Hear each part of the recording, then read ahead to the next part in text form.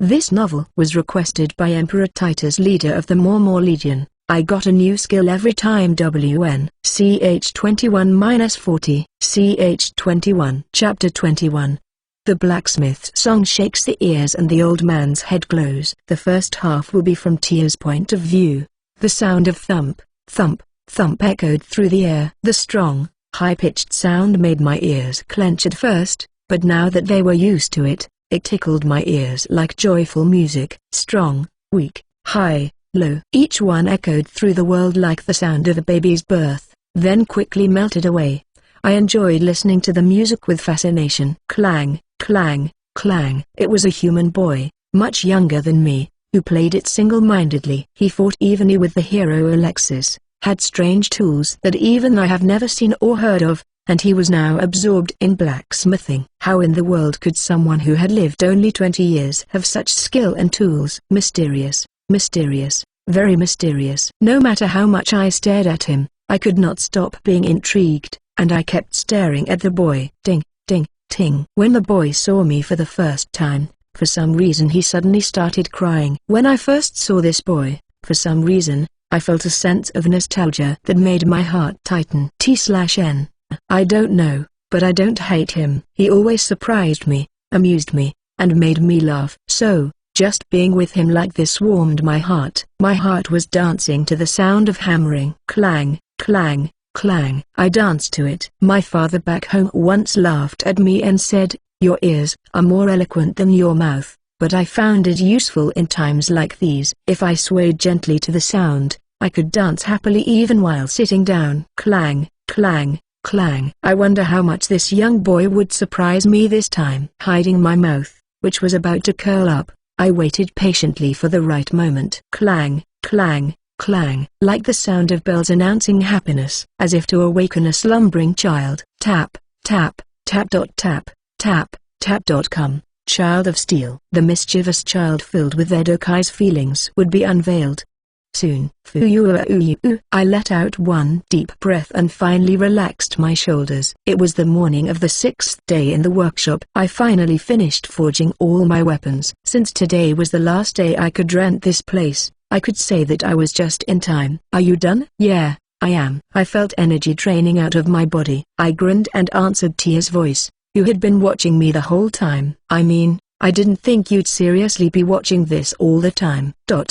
What was so fun about it? It's hard to put into words what, but at least I wasn't bored, right? For me, it probably went by rather quickly. Yeah. Except for when I was eating and sleeping, the rest of the time I was just hammering away. You know, I really couldn't understand the sense of time of long-lived species that 6 days like that went by so fast. Maybe it was like spending the day just staring out the window on a rainy day. I think I understood a little bit of what she meant. So, Ed, what have you made? What do you mean? You've been watching me, so you know what I did, don't you?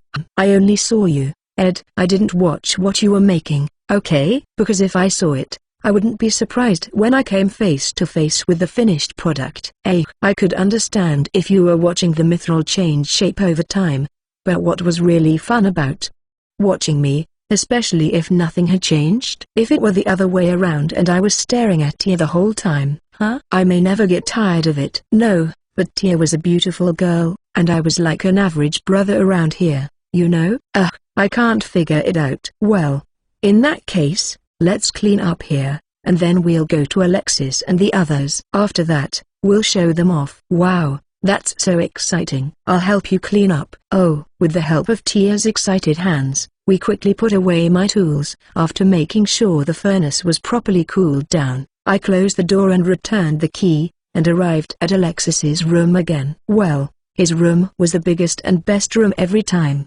And that was all that mattered. Hey, Ed, did you make it? Is that why you showed up at my doorstep? The best product is complete, I confidently nodded to Alexis, who brushed back his fuzzy blonde hair. The first thing I did was to take out a pair of gauntlets with a dull, glossy color. First of all, this is for Gonzo. Sama. A gauntlet? It's a very unusual shape. Yeah, isn't it useless as armor if your hands are exposed so much? Ha ha ha. You're right, Tia, but this is fine. I reassured her. While the gauntlets worn by Old Man Gonzo usually covered from the wrist to near the elbow, the hand was almost invisible, the fingers were completely bare, and the only metal part was the back of the hand. This didn't protect the fingers and disqualified it as an armor, but for Old Man Gonzo wearing this, it would be the best solution. Gonzo-sama's fist is much sturdier than a piece of metal, so we cannot expect mithril to be effective in reinforcing it. So, this is an adjustment to maximize the power of his fist. Gonzo-sama, would you like to try it out and put some magic into it? Like this? When he poured magic power into the gauntlet according to my instructions, the dull-colored gauntlet glowed white, and his fist was enveloped in a pale light. The result was a combination of strength as an armament and strengthening by magic power by stretching pure mithril like nerves through the well-forged steel. Incidentally, this would not work with ordinary mithril. In order to achieve the same effect, the ratio of mithril would have to be greatly increased, making it more of an ornament than a piece of armor, which would have made it difficult for him to use. My fists are glowing? Have my muscles finally reached the realm of glowing? I don't know that realm, but by efficiently converging the magic from the entire arm, you should be able to increase the power of your fist close to a double. Try it later. What? Alright, then, let's go give it a try. What? No, later. Before I could stop him, Old Man Gonzo burst out of the room. He had a really big smile on his face and his head was shining, so there was no point in chasing him. Don't worry about Gonzo. So, Ed, that wasn't the end, was it? Alexis said. Oh, yes. Then, this is the next one. I then took out a thin rapier in a dazzling white scabbard. The scabbard was a practical item, so there were no glittering decorations, but the beauty of the material alone made it a gem that was more eye-catching than any work of art. A thin sword? Surprisingly, I thought you would use a regular sword. What are you talking about? This is Tia's. Here. What? Tia was surprised for some reason, and I handed her the thin sword. However, Tia only stared at it in her hand and didn't pull it out. Tia, well, can you pull it out for me? Yes, of course. Well, excuse me. Tia unsheathed the thin sword without making even the slightest sound, even though it was not lubricated with oil. The blade has a quiet silver sheen, and Tia looked like a hero in a painting. If she hadn't left her mouth open so dumbly. Beautiful, right? And of course, it ain't just a thin sword, either. Try using some simple spirit magic. Why, yeah. Wow. Perhaps she used chantless wind magic. The blade of the thin sword was enveloped in a pale green color, and the wind swirling around the blade was faintly visible. What? Exclamation mark. What? A lie? For such weak magic, I can see the wind properly? Hey, how's that? The overwhelming affinity with magic and the retention of magic power that resulted from the use of pure mithril as a material made it possible to use spirit magic, which fundamentally could only be used by flying, as if it were normal magic, to stay on the sword and use it for attacks. With a standard magic sword, you can only attack with the attribute it comes with. However, if you combine it with your spirit magic, you can attack with the attribute you need at that time. The sword itself is rather fragile, so be sure to have some kind of spirit magic, even if it is weak, in it before attacking. Also, don't forget to put on a magic enchantment that increases durability when you stop at a suitable town before using the sword in earnest. What? Even if I don't impart the enchantment of increased durability, it can still be used in this state. I designed it that way. As long as it is one of the known attributes, you can use it however you like. The combination with spirit magic was only a sword's ability, so it was a separate category from the enchantments to the sword itself. However, for this reason, the strength of the blade was quite low because it was built completely with mithril only. If it was to be used in actual battle, it would easily break or bend without either an increase in durability or the next best thing, an increase in sharpness. As I explained these things, Tia, who had finished listening to me, carefully put it into its sheath. Thank you, Ed. I'll take good care of this. Tia hugged the thin sword as if she were holding a baby, and I smiled back at her with a sense of satisfaction that I had accomplished what I had set out to do. CH-22. Okay, this is the last one. With that statement, I took out the last piece of armament from my bag via their stranger box. But when they saw it, their eyes widened in surprise. What's that? Surprised, Tia asked. A straight sword without a blade. Or rather a mithril stick. Hey Ed, how does this work? Alexis asked. I was holding a shiny silver sword. At least shaped like one. It was a mere square stick in the shape of a sword, but as it was, it could only be used to strike like a club.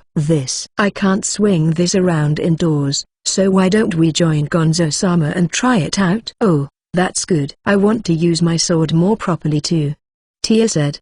Fine. Gonzo will find out about it soon enough anyway. Well, that's that then. We easily settled, and left the inn and walked around town. We followed the commotion out of town and found old man Gonzo screaming and swinging his fist right next to the town wall. There he is. Hey, Gonzo. Tia called out to him. Oh, it's you, guys. What's going on? Fufu tilde. Ed gave me a nice sword too, so I'm here to try it out. Oh, yeah. Hey kid. No, Ed, this thing you gave me is really nice. It fits in my arm as if it were an extension of my own muscle. Haha, that's good to know. I knew it would be okay because it was built specifically for the old man by combining several banishment skills, but it was still a relief to get his approval first. Ed, look. Water puffs and pours. Fire goes boom. Ha ha ha, yeah. And beside the old man, Tia was also excitedly wielding the rapier I gave her. It was a picturesque scene of training, where she was applying spirit magic of various attributes and checking the response and effects, but to me, it looked like a child having fun. Well, I'll give it a try too. Oh, yes. How do you use that mithril stick? A mithril stick? No, it was not wrong, though, but it was the only time they would call my sword that. Fuf tilde, watch me. Come out my wings, silver-winged sword. I raised the mithril rod, or silver-winged sword, and shouted, and a silver feather grew on one side of the blade. At the same time, the other side of the sword sharply reduced in volume, eventually transforming itself into a single-edged straight sword with 6 feathers. What is that? That's not fair. It's so cool. Tia exclaimed. No, it's not unfair. It's definitely cool, though. This sword can grow any number of feathers on one side of the blade like this so that the angle of the blade on the other side can be adjusted. I said. If the sword had 6 or so pieces, it was about the size of an ordinary sword, and if it grew to its maximum of 12 pieces, it would become a very thin blade, not far from a sword of thin life. If it reached that level, it would be able to cut through most things with a single sword stroke. I know it's great, but why did you make it that way? Tia asked. The thinner the blade, the more fragile it becomes. If the blade chips every time you cut a small fish, it will be difficult to repair it. You could use a spare sword for everyday use. But since you made it, you want to use it for everyday use, don't you? Alexis also questioned. Certainly. It would be a shame not to use the sword that I have poured my heart and soul into. Especially since it was just made, I needed to use it on a daily basis to get used to it, or I might not be able to use it to its full potential when the time comes. I want to use this sword right now, but not until the magic enchantment is done, right? Unlike the one I gave to Gonzo-sama, your rapier is made entirely of mithril. If you use it before you enchant it with magic to increase its durability, it will break rather easily. Don't you think? What was enhanced when silver became mithril was its affinity for magic, so even if the strength was slightly increased by the passage of magic power, its durability was not even close to that of iron. It won't be a problem if it was used to cut through soft flesh, but if she went crazy and hit a bone, she would cry and wail. Ed, can't you do magic enchantments? I can't do it. I can't use magic.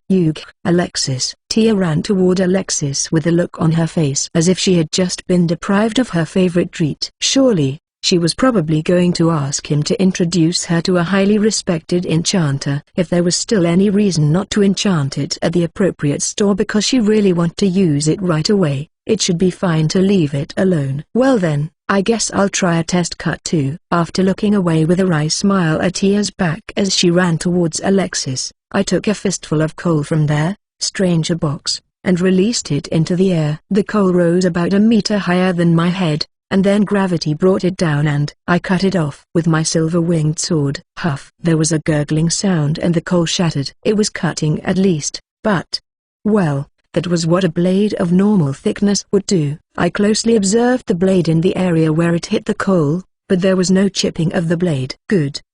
Then next time, 8.12. With the silver-winged sword in his hand, I activated Master Smith, and sprouted a pair of wings on its back. Then the blade, thinned to its limit, shined like a mirror, and with just the slightest pry of the finger, it seemed as if it would crack. Nice. Huff. The newly extracted coal was thrown into the air again and slashed in the same way. This time, however, a high, clear sound was heard, and the coal was completely cut in half without a single small piece spilling out. I picked it up and slid my finger across the cross-section, and it was smooth as if it had been carefully polished by a skilled craftsman. All right. This will cut at least steel. The important thing is that the blade is. Ah, I knew it would be like this. As a compensation for the tremendous sharpness of the blade was so chipped that it could be seen at a glance. Or rather broken off. This was no longer about the swordsmanship, but the strength limit of the material, so there was nothing that could be done about it. But that was to be expected. If all the feathers were recovered and returned to the mithril rod, and then the feathers appeared again, a beautiful blade without any chipping would be restored. The amount of mithril consumed is also in line with calculations. So even at its thinnest, it should be usable for about 10,000 times. It's not bad for a makeshift, huh? Alexis, who had been coming this way before I knew it, heard my muttering and let out a small voice. He picked up the piece of coal that had fallen at his feet and narrowed his sharp eyes slightly as he looked at the cross-section of the coal. It's a brilliant cut. I didn't realize that you, who have a sword skill that rivals mine, are also such a good blacksmith. How many cards do you have hidden in your hand? Haha, I'm not that great of a, Ed. I'm a hero. The quiet, yet forceful tone of his voice left me momentarily at a loss for words. That was something I've never been able to achieve in the end, because I just kept on being banished and never made it to the end. My eyes are not blind, you know. If you can make even a sword this good in time. What kind of perfect sword are you aiming for? Ah. Yes, that's right. A sword that can cut anything. Anyone can just say it. But it's a tremendous goal that I don't see coming to be realized. But you made it happen, didn't you? Why do you think so? Didn't you say it yourself? A sword that boasts such sharpness was just makeshift. If that's the case, if you call it a prototype, or even a makeshift, you have already made a better sword than the one I have, haven't you? You couldn't complete it this time around because you didn't have enough time or materials. Is that the reason? Either, I suppose. Because neither can be bought with money. Some of the materials needed to build the Sword of Thin Life were not available in this world. It would take a lot of time to make that hilt. I already knew how to make it, but for that reason, I also understood that there was no way to make it in this world. Well, hey, Ed, I have something to talk to you about. Can you come to my room tonight by yourself? Is there something you want to tell me? I have something I want to tell you. And you alone. Come visit me when everyone else has gone to bed. I'll be waiting. Why, yes. He said this with a troubled look on his face, which was unusual for the always aloof Alexis. Alexis walked away without waiting for my answer. I didn't want him to look at me like that. I don't have a hobby for that. I couldn't even joke about such things. What the hell? My mumbling, my head full of question marks, melted away in the wind and into the world without being heard by anyone. CH-23. Come in. It was after midnight, when everyone had gone to bed. Knocking on the door with a lantern in my hand, I heard Alexis' voice coming from the other side. I asked permission and went inside to find Alexis in the dimly lit room, who was, for some reason, well armed. Excuse me. For a brief moment, I thought to myself, oh, what have I done? But it soon disappeared. Even if I was going to give a rude person a beating, I would not go out of my way to invite him to my room in the middle of the night. But then, why was he fully armed? I understand your confusion, but first calm down. It's not like I'm going to do anything to you. So, what do you want from me? The thing. Is this. With these words, Alexis held out the holy sword, the weapon of a hero who always carried it close to him. Would you mind picking it up and taking a good look at it? Are you sure? I received the holy sword from Alexis and pulled it out of its sheath. I had seen him fighting with it countless times, but this was the first time I touched it, as Alexis was extremely averse to anyone but himself touching the holy sword. Ho, is this the holy sword that was said to have been made by God? Why, yeah, I think it's a very good sword, like a quintessential holy sword. A good sword, huh? That's exactly right. Then, let's change the way I ask. Ed, is that a great sword in your opinion? That's the holy sword I actually held was indeed a great sword. It was made of steel, mithril, adamant, and other metals used for different purposes, and I would guess that it would take much more work just to hammer one of these swords than to hammer 100 ordinary swords. It was the pinnacle of craftsmanship. It was the fruit of skill and passion, no less than their sword of thin life, that I had created in the past. However, I knew you could tell. Yes, it is undoubtedly a great sword, but it is not a holy sword. It is the ultimate sword made by human hands, but it is not a miraculous sword created by God. T/N U. Alexis smiled faintly as he said this, and I too was at a loss for words. I didn't think that the sword Alexis was holding was not a holy sword. Does that mean that Alexis didn't have the holy sword during the first time too? So where is the real holy sword? At least, for me, I don't know. But it is a problem that I am a hero and I don't have the holy sword. I had no choice but to use that sword, pretending that it was the holy sword for a long time. Hey Ed, the weapons you built for all of us were truly amazing. So, I thought to myself, if you could make a better sword than this one, it could be done with time and materials, though. While the fake holy sword was extremely well made, this was only a general-purpose straight sword. If I fully used my banishment skills to create a weapon that suited Alexis, I could create a sword stronger than this. I see. Then, hearing my words, Alexis kneeled down on one knee on the spot. I was astonished that the noble Alexis would do such a thing, and he lowered his head even further. Please, Ed, for my sake. For me to be a hero, will you hammer a sword like yours for me? No, no, no, no. Oh no. Please stop. You're not like that, are you? My defeat is the defeat of mankind. Therefore, I must always be the strongest and the best. I must always be above everyone and cut down every obstacle that pours down on me with my own hands. I would do anything to live up to that great role. But, Ed, you know what I'm talking about. You are younger than I am, yet you have acquired such skill with swords and blacksmithing. And you know the duties of those who are loved and empowered by God. I am special. I can have anything I want. If I want, I can make anything come true. That is why I must achieve the peace that everyone wants from me, and the future full of hope that everyone desires. In order to continue to be the ideal hero for everyone, I must. When Alexis said no more, he even bent his knees and pressed his head against the floor. Please, make me a true hero. I was left speechless when he got down on his knees. This time, however, it was not because I was surprised, but because I was stunned by my own immaturity. In the first round, Alexis was nothing but a prince and a hero. No matter how far he went, he looked down on everyone but himself and acted like a hero chosen by God. That was my impression of Alexis. That would certainly be true. But he was never just that. He was a man who was aware that he was special and made every effort to be worthy of being special. When you think about it, it was only natural. Someone who was just getting stronger and better with his power would never throw away his own life at the last minute to save his friends. The first man I met on my journey to the otherworldly exile was not a hero because he was chosen by God, but because he was so truly a hero that God had no choice but to choose him. I'm sorry, I can't accept that request. My sword is not fit for a hero. Gosh. Isn't that just a bit too much arrogance? At my words, Alexis looked up and stared at me with a bitter expression on his face. But I respond to his angry gaze with a smirk. Oops, don't get me wrong. I mean that there is a much more appropriate sword for a hero to use than the one I used. Show yourself. Akashic Compass. In response to my call, a cross-shaped metal frame, about twice the size of a clenched fist, appeared over my hand. Yes, the sword I made was not enough for Alexis the hero, because it was.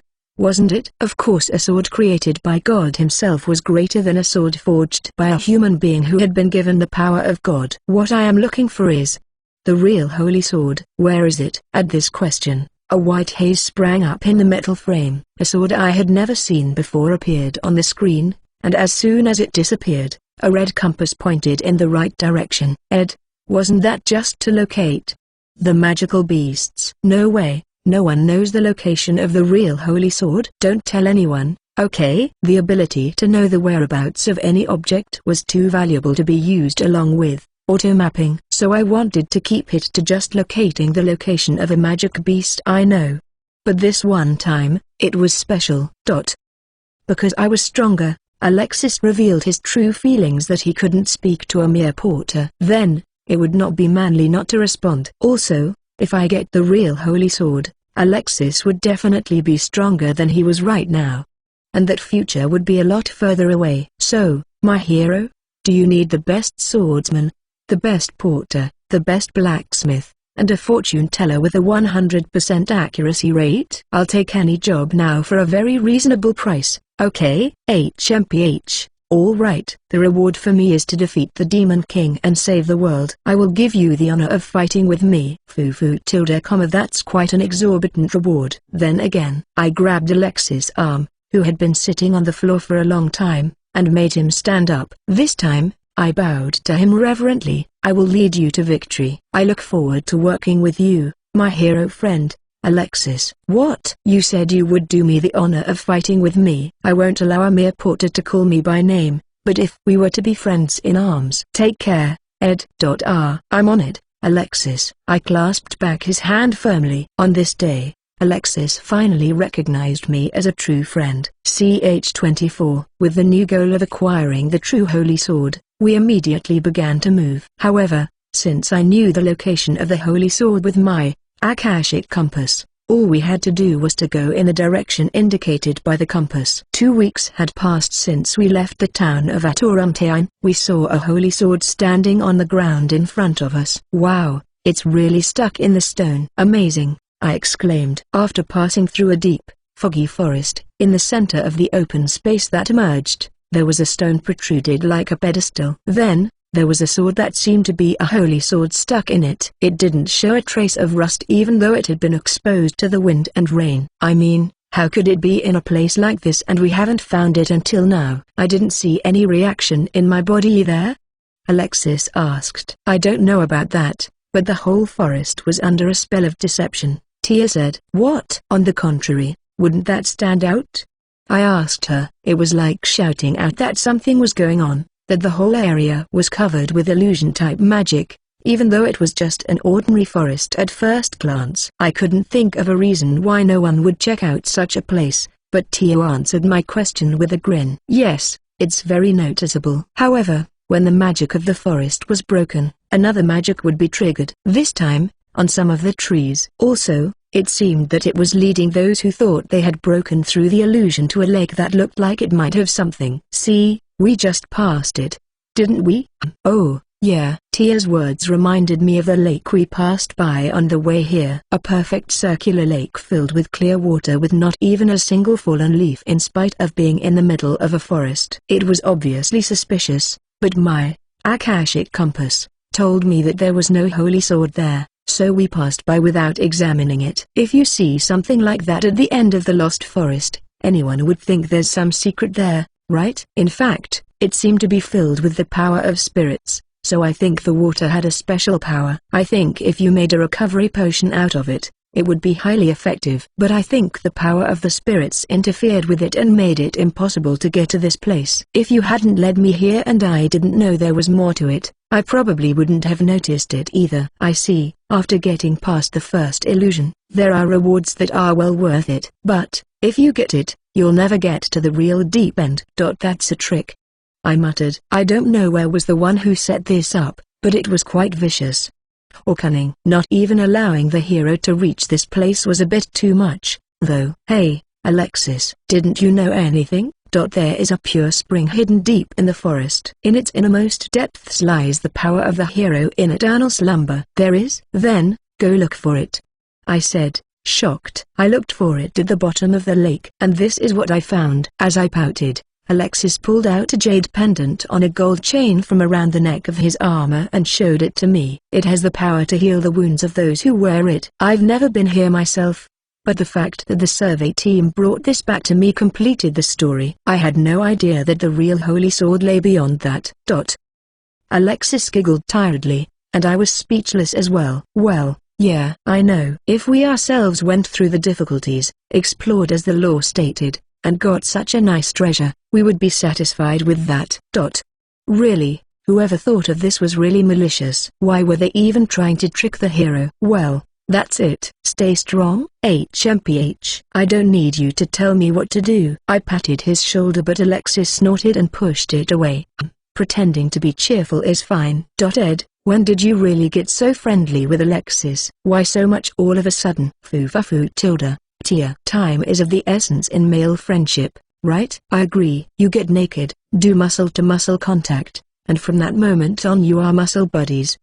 Did Ed and Alexis really do that? I don't think so. Don't be so cocky, old man. Gahaha. Muscle solves everything. After Alexis recognized me that day, I started having normal conversations with him. Then, the old man Gonzo heard this and said, how can a man who speaks normally with Alexis speak politely only to me? My lonely muscles will cry. So, now I talked casually with all the members of the Heroes Party. But of course muscles were not involved or touching each other. As someone whose body rewinded back in time every time I returned to I had a longing for a well-trained body, but that was a different story. Anyway, quickly come here, Alexis. I urged Alexis. No, you're right. Hey, Ed, why don't you pull it out for me to try? What? Me? I don't mind. At Alexis' suggestion, I grabbed the hilt of the holy sword that stood out against the stone and pulled it with all my might. But, of course, the holy sword was unaffected, and the question was, do I actually have the aptitude to be a hero? Something like that won't happen. Furthermore, using the stranger box and other banishment skills, it seemed possible to just get it, if not pull it out, but I would not lose my manliness. No. Though I would consider it if Alexis by any chance couldn't pull off the holy sword. I can't pull it out. I see. Then, I'm next. Old man Gonzo said. Oh, I want to try it too. Tia also chimed in. With Alexis a little relieved for some reason, Old man Gonzo and Tia also tried to pull out the holy sword, but they both failed to pull it out. No, even my muscles can't pull it off. I'm sorry to hear that. But it's not surprising. Here, now it's Alexis' turn, I said, while looking at Alexis. Oh. Alexis stood in front of the holy sword and put his hand on the hilt as Tia cheerfully gave up her place. Taking a deep breath, he then applied pressure on his hand and it moved. Great, it's slipping out. Whoa. Hang in there, Alexis. Go. Do it. You can do it, Alexis. Oh, shut up. Just shut up and watch me for a minute. Hi. Slowly the holy sword was pulled out, little by little, and soon the tip of the sword left the stone. When Alexis raised the holy sword, which was finally revealed in all its glory, his body was suddenly enveloped in light. This power is overflowing in me. Hey, what's that floating around there? Surprised, I said, pointing to where Alexis was. Oh, it's true, Alexis is floating.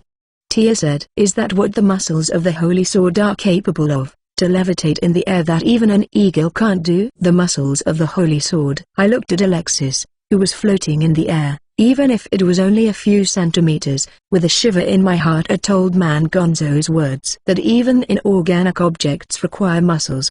It was as if Alexis was wrapped in a cocoon of light, but the light was gradually absorbed into Alexis' body, and soon after all the light was taken in, Alexis' body fell to the ground with a thud. Hey Alexis, you okay? I asked. Yeah, no problem. Saying this, Alexis swung the holy sword sideways toward a nearby tree. The trajectory of the sword became a shining blade, and about 3 trees as thick as an adult's torso were cut down together. Whoa! Was that scraper number? I was not conscious of anything, I just swung the sword. I see, so this is the true power of the holy sword under the hero. Alexis stared at the hand holding the holy sword. His expression was filled with joy and exuberance that couldn't be hidden, was different from the usual Alexis, who looked like a child who had received a new toy. I will need to become proficient with this power for a while. As it is now, there's a chance that I might unintentionally hurt you guys. But once that's over. After saying that, Alexis broke off and turned his powerful gaze on us. Yosh, we're going to get through the Demon Lord's domain and defeat the Demon King in one swoop. I know we can do it now, Alexis said. Oh, we're finally going, Tia exclaimed. With Ed here, surely we can make it now. Hey, don't you think so, Ed? Oh, yeah. I smiled vaguely at the 3 of them, who were getting excited. Surely, with such strength, we could at least get out of the demon's territory. and there was no way an incident like in the first round would happen because I was here. Yikes, if I missed this chance to get exiled, I won't ever get it again. This was a problem I couldn't share with anyone, and I was left to contemplate it inwardly. CH25. Alexis, left. No problem. Full moon scraper. While cutting down the demonic beast in front of me, Alexis, nodding at my warning that I raised just in case, unleashed a technique with the power of the holy sword. The technique, which used to send out slashes like a crescent moon, now fired out around, shining white and silver light bullets that blasted away anything in their line of fire, whether it was a tree or a demonic beast. I knew it would be awesome, though the real holy sword is clearly not as easy to use. Alexis said. Well, I can't deny that. But hey, there's nothing wrong with it. Right?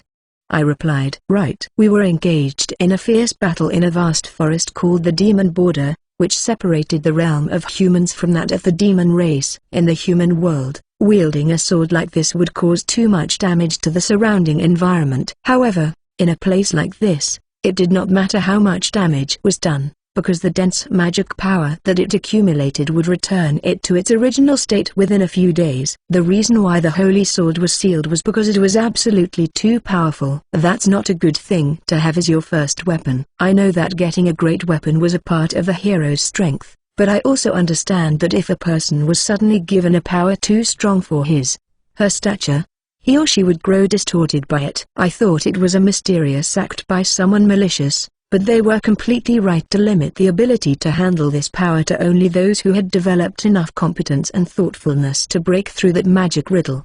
Alexis, I'm done here. I'm 100 years too early to let a little fish like this block my muscles. Oh, I see. Well, let's take a little break, I said. Tio and Gonzo, who had just finished defeating the remaining monsters, arrived, and I took the camping equipment from their stranger box and laid it out in a suitable manner. Thanks to the magic tool I bought before, we could produce water as much as I wanted, and we had plenty of food to eat. It had already been about a week since we entered the demonic forest, but there was still more to go and we needed to save as much as we could. It's been 6 months now. Although it was impossible to make a fire, a magic tool would be enough to generate heat. Alexis, sipping his after-dinner tea, suddenly muttered. If I hadn't met you 6 months ago, I wonder where we would be now and what we would be doing? Alexis continued. Well, it's just a guess on my part, but I'm guessing you'll probably be around Toruta by now, killing pirates? I said. Toruta? Oh, come to think of it, I did hear something about pirates running amok in that area not too long ago. As usual, you're a man with detailed information. Well, Alexis chuckled, to which I replied with another vague smile. That was because I remembered most of what I did in the first round. Well, now that things have changed so drastically, I really only know about the past, or is it the future? It only served to make me nostalgic. 6 months. 6 months. I wonder. It feels like Ed and I have been together much longer than that, and yet it's only been 6 months. Tia said. Gahaha. Sometimes a day spent together is more memorable than 10 years of just passing each other. The length of time is of no importance, unless it is as dense as my muscles. Old man Gonzo also chimed in. It sounds like he's probably trying to say something nice, but I just can't accept it honestly because of his muscles. I replied. What did you say? Muscles are great. The old man is still the same. Look Tia. The meat here is cooked nicely. Yay. Old man Gonzo, as usual, and Tia was smiling and they were chomping on the meat. I looked at them, and they looked at me. Their eyes were filled with deep trust, not the kind of look you would give to a mere porter. It was a warm and honorable feeling, but it was also what worried me at the moment. Seriously, what am I going to do? In order for me to leave this world, I must be recognized as a member and be expelled from the Heroes Party. Since we have been working together for 6 months, I have already achieved the condition of being recognized as a member of the party, but to be honest, the condition of being expelled from the party was much harder to achieve because they trust me too much. First of all, I rejected any attempt to betray them out of my head. If I was going to do that, I wouldn't have done the second round in the first place. On the other hand, it was also difficult to cut corners on work so as to be expelled. To be trusted deeply means that even if I cut corners, it won't be because I was slacking off, but it would be something is going on, or you are not feeling well. And they would be more concerned. Should I try to peek at Tia while she's changing clothes like I did before? No, but that was just an act of concern for me, so I'm sure they won't kick me out if I happen to peek now. If I persistently peek around while saying gay, I would get kicked out someday, but that was too roundabout and too disgusting. Also, I could put up with them being angry or disliked, but if Tia really cried, I would be hurt beyond recovery. So it was not good for me because it would hurt me in a way I could never recover from. I guess I'll just have to lose one of my legs, then, won't I? If I were to lose a leg, I would not be able to continue my journey. We have prepared transfer crystals for the return trip for us, so I would probably be sent back with it. However, it was also difficult to intentionally injure myself to the point of losing my leg. Ideally, if I were aware of the enemy, let it catch us by surprise and lose my leg in the process of protecting someone else, but there was no way that such a convenient situation would be available to me anytime soon. It's not good to be acknowledged too much, somehow. Hey, Ed? What is it? As I was lost in thought, Tia suddenly spoke to me. I turned my head to look at her, and her round jade eyes were staring at me. You've been thinking about something for over a month now, haven't you? Isn't it about time you talked to me about it? What are you talking about? I have no idea what you're talking about. Tia hit the nail on the head, but I still played it dumb, and she sounded displeased with me. Well, okay, but am I really that unreliable? I don't know what you're talking about, but that's not true. I patted Tia on the head, and her cheeks puffed out in response. Negation. You are treating me like a child again. I'm about 80 years older than you. Haha. I see. In terms of mental age, I'm a little over 120 years old. You know, a girl 20 years younger than me should be a child. Don't you think? You are so cute.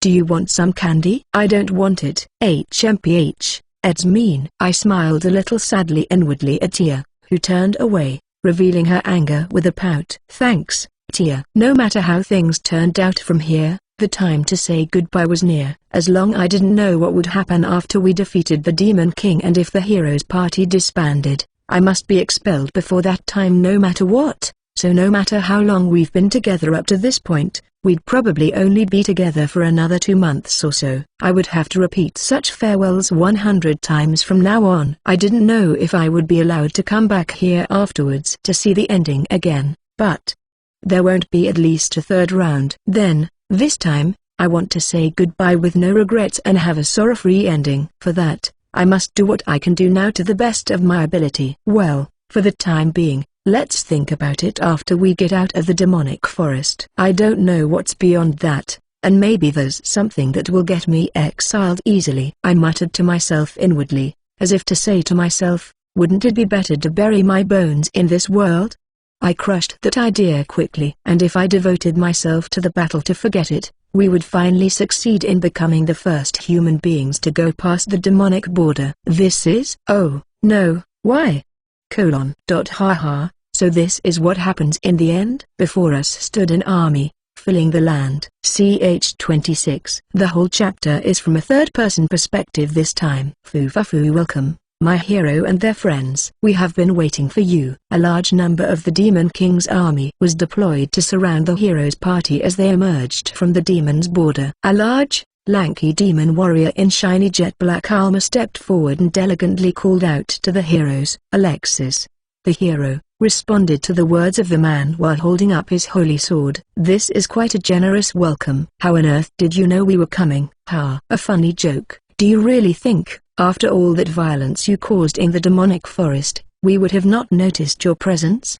Well, that's true. The fighting ability and strength of the heroes had improved dramatically thanks to Alexis acquiring the true holy sword and weapons crafted by Ed, but their growth was not in the direction that could deceive the eyes of demons that lurked the demonic world. There was no way to get through the demonic forest without a fight, so it was only natural that their presence would be detected. Alexis knew this. He wanted the time that was being created by this conversation, and Ed, who had been staring at him, realized exactly what Alexis wanted and took the transfer crystal out of the stranger box, and held it in his hand. All that was left to do was to shatter it and all them would teleport away from this place.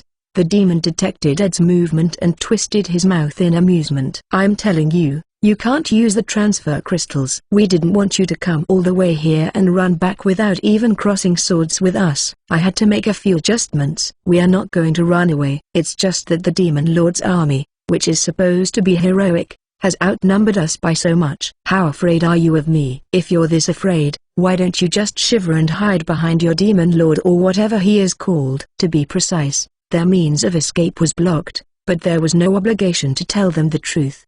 He was not obliged to tell them the truth. Alexis continued to provoke him, hoping to create even the slightest opening, while his whole body was full-powered. If their escape route was blocked, the only thing left to do is to defeat the enemy with all their might. Because they had been deprived to escape from here, they could only concentrate their strength to fight behind Musamaha.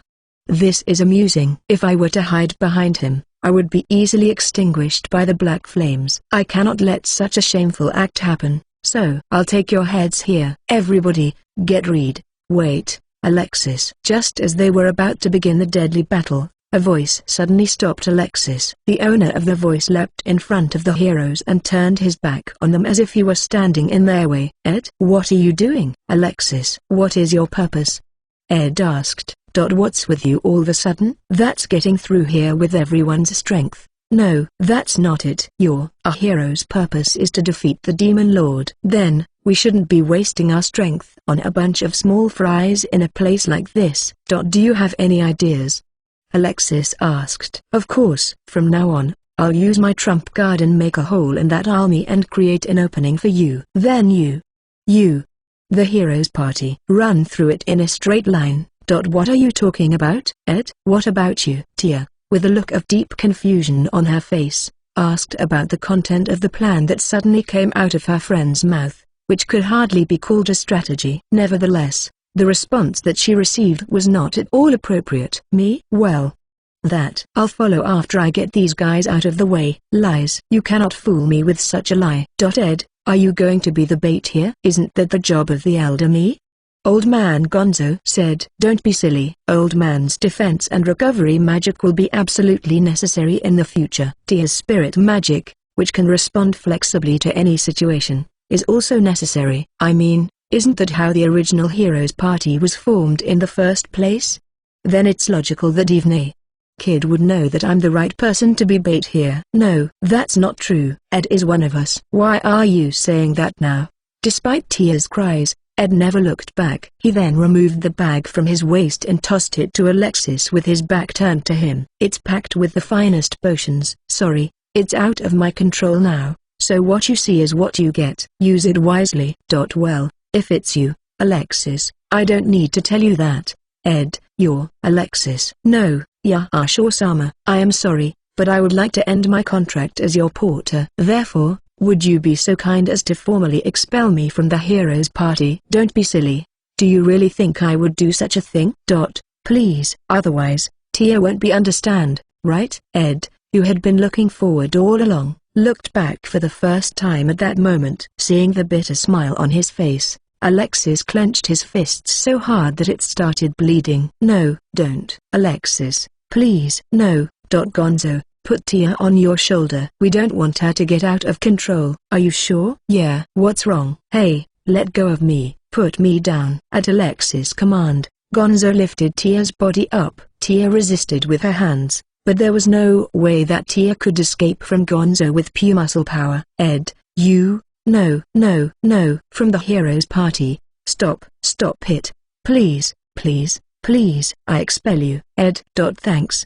The next moment, Ed's skin turned reddish black and a red mist covered his body. The smell of iron rust began to waft in the air around them. Alexis and Gonzo frowned at this more than ever, and Tia spilled large tears from her wide-open eyes. With a roar, Ed's figure disappeared. At the same time, a red flash ran through the Demon Lord's army, and a path colored with blood opened up in front of Alexis and others. Let's go.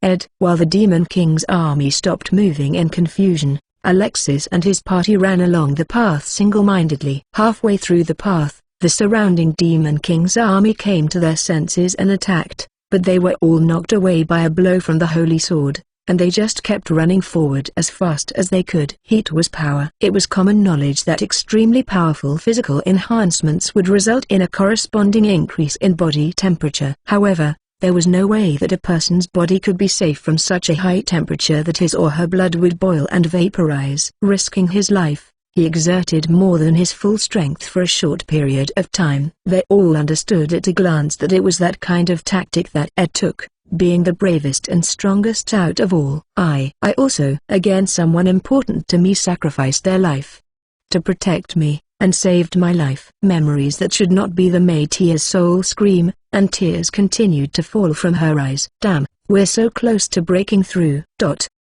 Ugh, it can't be helped. I'll take this.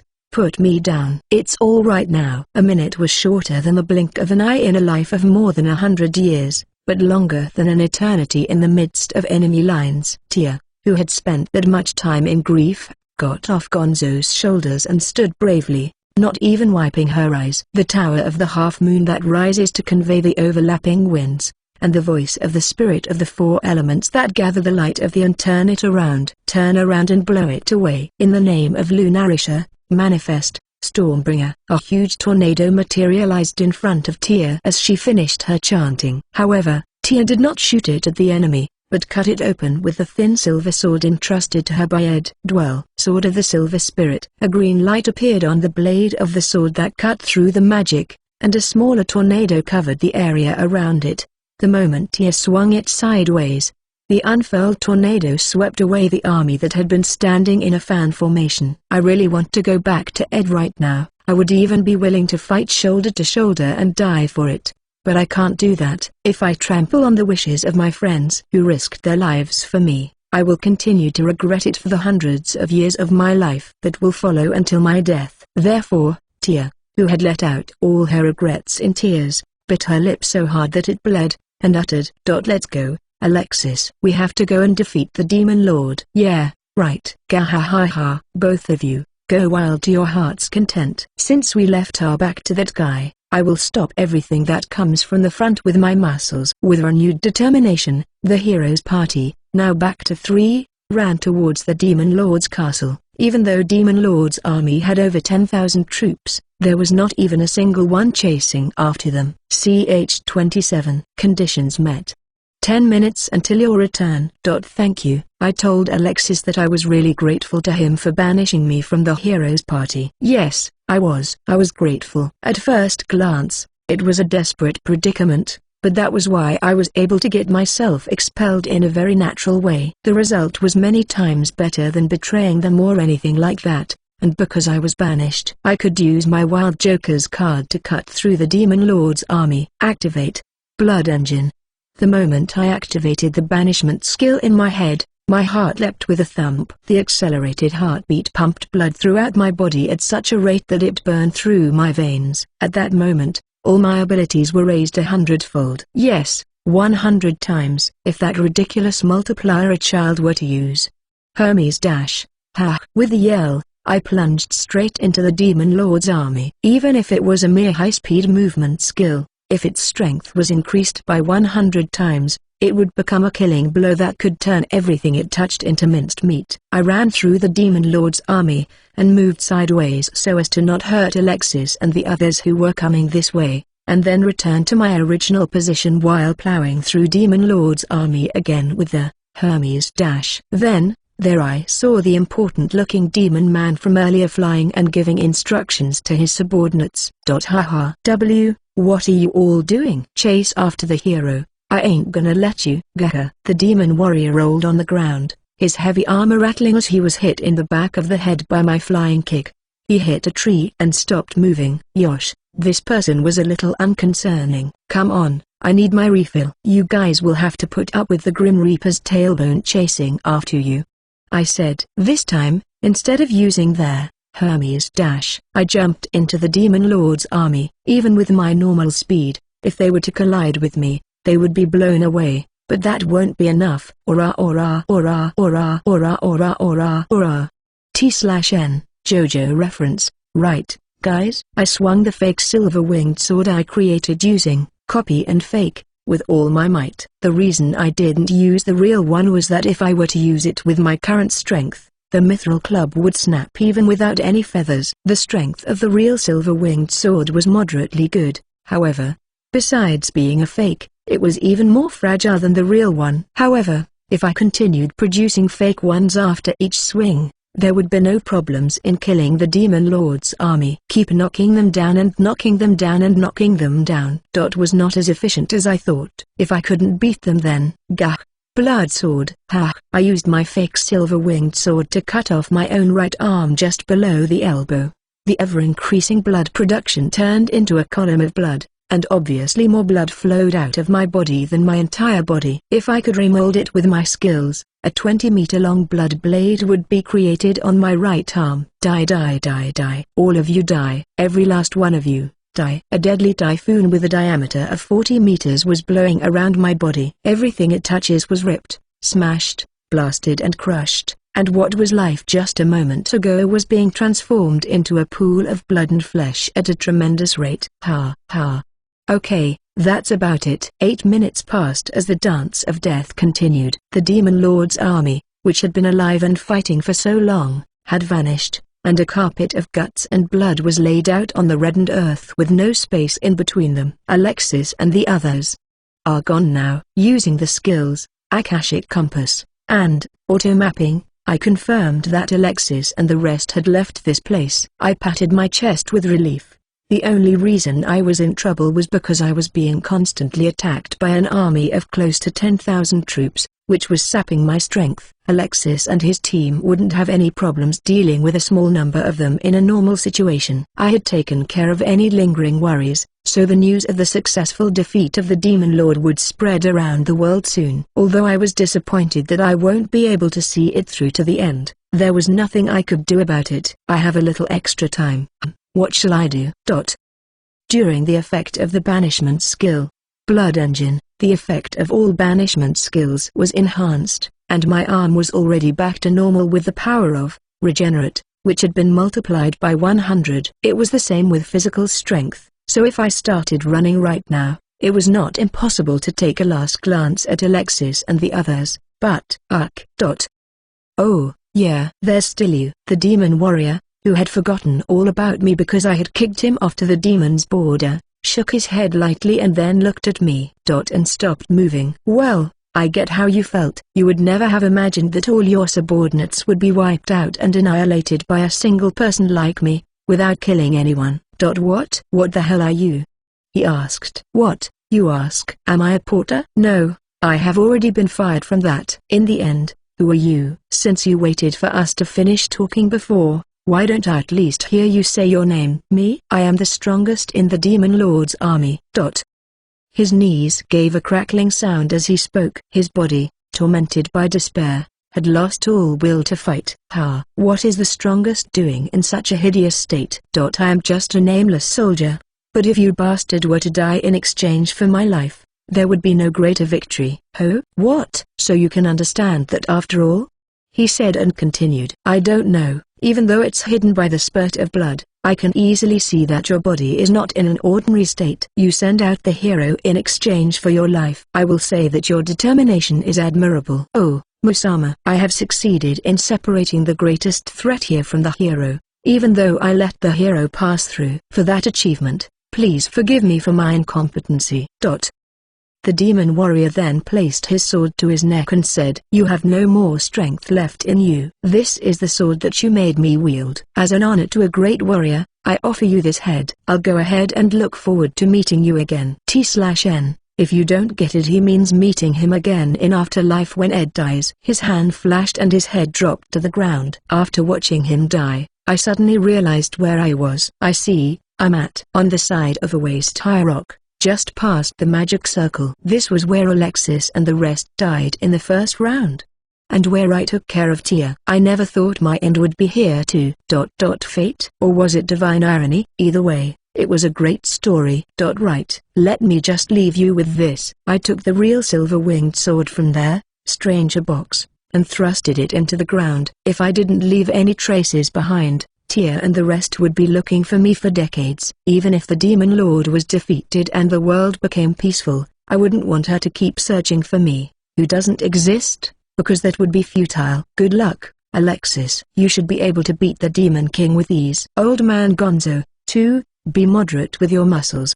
I'm sure he won't listen to me even if I tell him. Ha ha ha. Soon I would disappear from this world. However, unlike the first round, I'd done all I could do here. The rest was up to Alexis and the rest who are still alive in this world, and it would be needless for me, an outsider, to worry about it. Which reminds me, in the end I made her cry this time, too. Tia's face came to mind as we parted ways, and I couldn't help but chuckle. I wanted to bring back a smile to her face, so I challenged this world a second time, but to make her cry at the end. I guess I was still inexperienced. If by any chance I came back to this world after another 100 years, she would really be pissed off. With that rapier, there would be no need for her to resort to such forbidden magic that used her lifespan, and I would be able to see Tia again, matured for her age. Take care, Tia. Time passed, and my heart was beating loudly, telling me to pay the price for my power. But before my heart could burst at the end, and pop off, 3, 2, 1. World transfer executed. My body became light and I was banished from this world. CH-28. World transfer complete. I breathed a sigh of relief upon my safe return to the familiar white world. Upon checking myself, I found that not only was there no blood on my body, but the clothes themselves were different. On my waist, I wore the iron sword that was broken when I fought Alexis, and on top of my worn-out clothes, I wore a common leather armor, which was a bit worn out. Yosh, yes, as usual. I lightly moved my arms and legs and stuff to check the feeling, and they felt weak as usual. I was only there for half a year, but I was moving around a lot this time, so I had built some muscles and other things. Yes, my body restored back to normal as soon as I returned here. Not rejuvenated or returned, rather it gets restored to the state I was in when I first came here. The muscles developed during the adventures in other worlds would disappear, and so would the effects of any self-destructive skill used there. No, more like it was amazing that I could use a skill that would kill me, with virtually no risk at all. It was a bit of a waste that it could only be used as a last effort before leaving that world, but it was still more than enough to break any anxiety, like it did this time. Perhaps, if I were to do the same without using Blood Engine, just how troublesome would it be? Yup. All hail brute force. Now then, let's learn the banishment skill I've been waiting for. It was foolish to think back on those I left behind regretfully, since I sent them off believing in them. I turned my attention to the crystal ball sitting on the table to change my mind. Then, the crystal ball glittered invitingly. Is this, by any chance, something promising? Since I inherited all the skills from the first round, I was honestly prepared for nothing. Is it a new banishment skill? Or will it power up my existing skills? With great anticipation, I touched the crystal ball, but unlike in the past where power flowed into me instantly, this time I felt nothing. Huh? What? Oh? Rolling on the table as if to mock my unintentionally teary eyes was the same white. Huh? Not white? Ugh. Why do you always drop it on my head every time? Are you harassing me? Are you harassing me? Rubbing my aching head, I picked up a brown leather-bound book. It was the first colored existence I had seen in this world, except for myself, yet at first glance, it looked like an ordinary book. What's this? Records of the Hero's Story? I opened the book, which was titled as such in gold foil, and looked down at the contents briefly. And as soon as I realized what the book was about, I read it with full concentration. Without missing a single word, I continued to turn the pages, losing track of time, as if I were engraving each and every word, and finally arrived at the final chapter. The contents. The 101st World, Records of the Hero's Story. Last chapter. The Three Heroes and the Apostle of God. Thus, after defeating the Demon Lord, the heroes made a triumphant return to the capital. But then, Alexis, the hero, said, "We had our fourth companion. Without him, we would not have been able to defeat the Demon King. He is the true hero and the hero who should be praised." In response to this, the King of Northland issued a worldwide appeal to discover the identity of the fourth hero, but for some reason, no information on his person was ever gathered. There was no trace of him anywhere until the moment he met the heroes, and his existence was indicated only by sightings of him during the 6 months he was a member of the Heroes Party and by the armaments that the heroes held in their hands. Finally, it was concluded that the fourth person was an apostle, a divine warrior sent by God to help the heroes save the world, so it was decided that he would be worshipped as the 3 heroes and the apostle of God. I see that Alexis. Did he properly defeat the Demon Lord? After reading everything, I slammed the book shut, closed my eyes and looked up to the sky. Behind my closed eyelids, I could see Alexis and the others fighting hard after I left, and I felt proud of their victory and a touch of sadness that I was not there to witness it. What the hell? I knew you could do it. I opened my eyes and my gaze turned toward the 001 door. Although it would never open and connect to the other world, my face naturally smiled at the thought of the peaceful world beyond. Well, it was a good result for a first try. Now, all I need to know is what Tia and the old man are up to. The book told the story of Alexis' journey from his departure to his triumphant return. But since it was written solely from the perspective of the hero, it did not delve much into Tia or Old Man Gonzo's perspective. It described how they worked as companions of Alexis, but it did not provide any other personal information or information about their personal activities. It says here that they made a safe and triumphant return, so they couldn't have been seriously injured or killed, right? If that were to be the case, then there should be some description of a big state funeral or something like that. There was no reason to fake his death, so Tia in this cycle should not live in solitude. If that were the case, she would not be weak and limp from the magic that shaved her lifespan by half, and she would live a peaceful life. Impossible? If she was a member of the Heroes Party that defeated the Demon Lord, and moreover a beautiful unmarried young elf, the world would not remain silent. I could imagine Tia, fed up with the mountain of visits and offers of marriage, retreating to the countryside with her ears perked up. Oh, so it is true that karma comes back. I can't wait to see what happens 100 years from now. After completing another round, there was no guarantee that I would get that key again. Besides, at that point, it was possible that I would be more interested in the other world. Nevertheless, if I were to see her again, I would try my best to keep up with her whining. I'll have to prepare some nice souvenirs. Well, let's get going then. I stood up with the book in my hand and saw that a white bookshelf had appeared behind the table before I knew it. There, records of the hero's story, would fit perfectly in there, and with the way things were going, it looked like maybe all 100 books would fit in here. This was a very tempting collection. No, surely, I would keep getting these books as long as I keep being exiled from other worlds. See you. After patting the back of the book, I walked to the door of 002 with renewed energy. There was the door numbered 001 right next to it, but my mind was no longer stuck there. My friends, of whom I should be proud, accomplished what they had to do. Then it was my turn. In order to bring the remaining 99 worlds to a happy ending, I tightened my grip on the doorknob. Hoa, a massive weight, which I had never felt before, fell on my head. What? Is there a rule in this world that everything would appear above my head? Isn't that a bit harsh? Rather, what? It's really heavy. Seriously, what is this? I tried to touch the top of my head, which was crushed, and just as I thought, I touched something soft. My head was slapped and at the same time, I heard a familiar voice. A little later, the weight moved away from the top of my head, and when I finally raised myself up, I saw.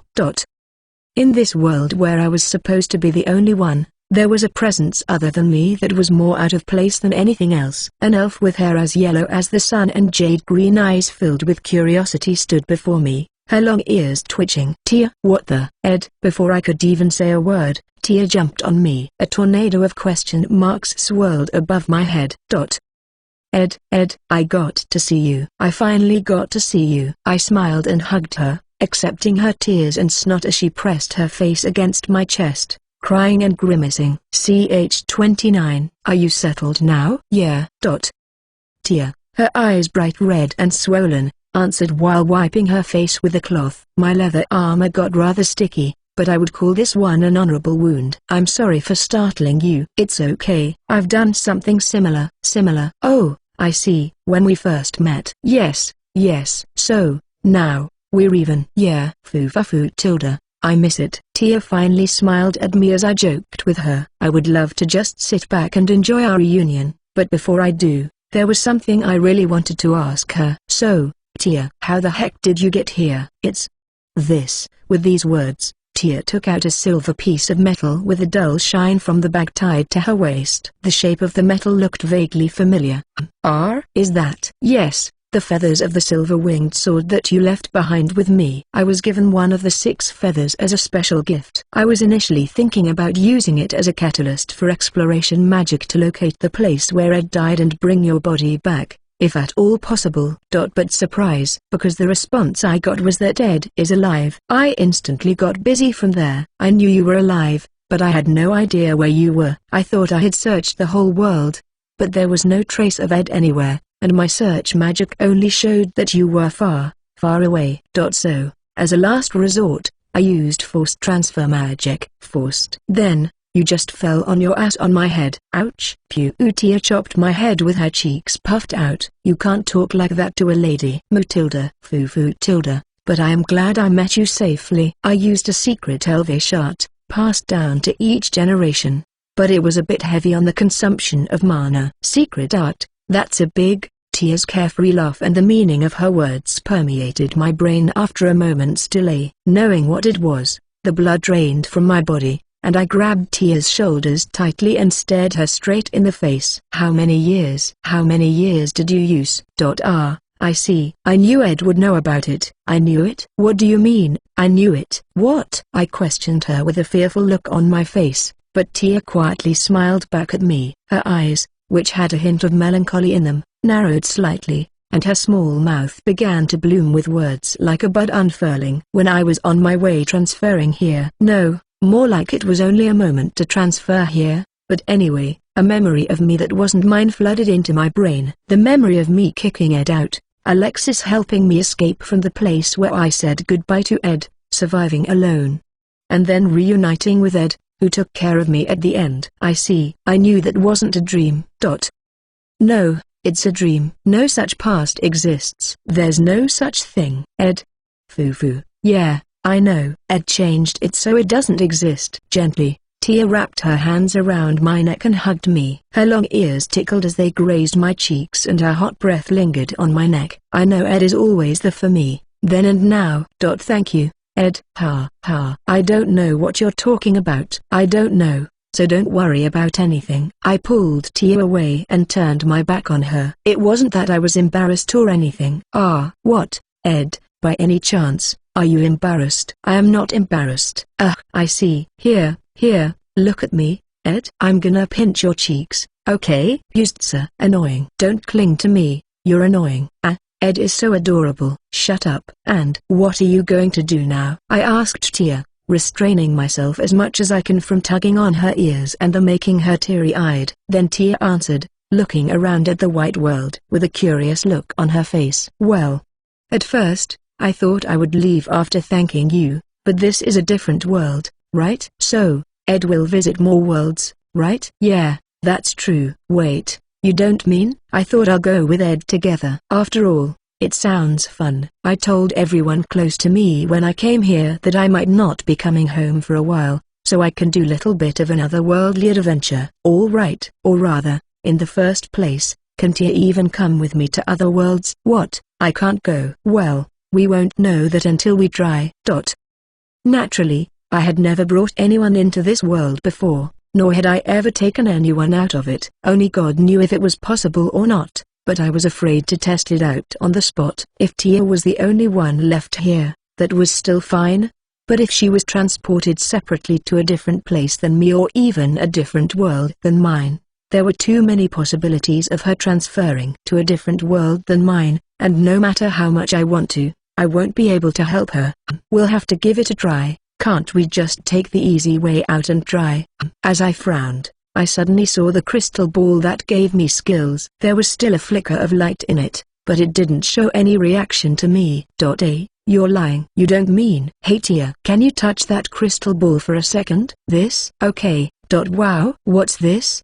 The moment Tia placed her hand on the crystal ball, the light scattered and absorbed into Tia's body. Perhaps this is what it was like, objectively speaking, when I learned the banishment skill. If that was the case, Tia would be picture perfect for this. I don't think it would suit me anyway. Hey, Ed? I felt something hot inside my body, and then I saw some strange word in my head. Letters? Something like that came to my mind. Oh, I see. So, what are the contents? Contents? Let's see.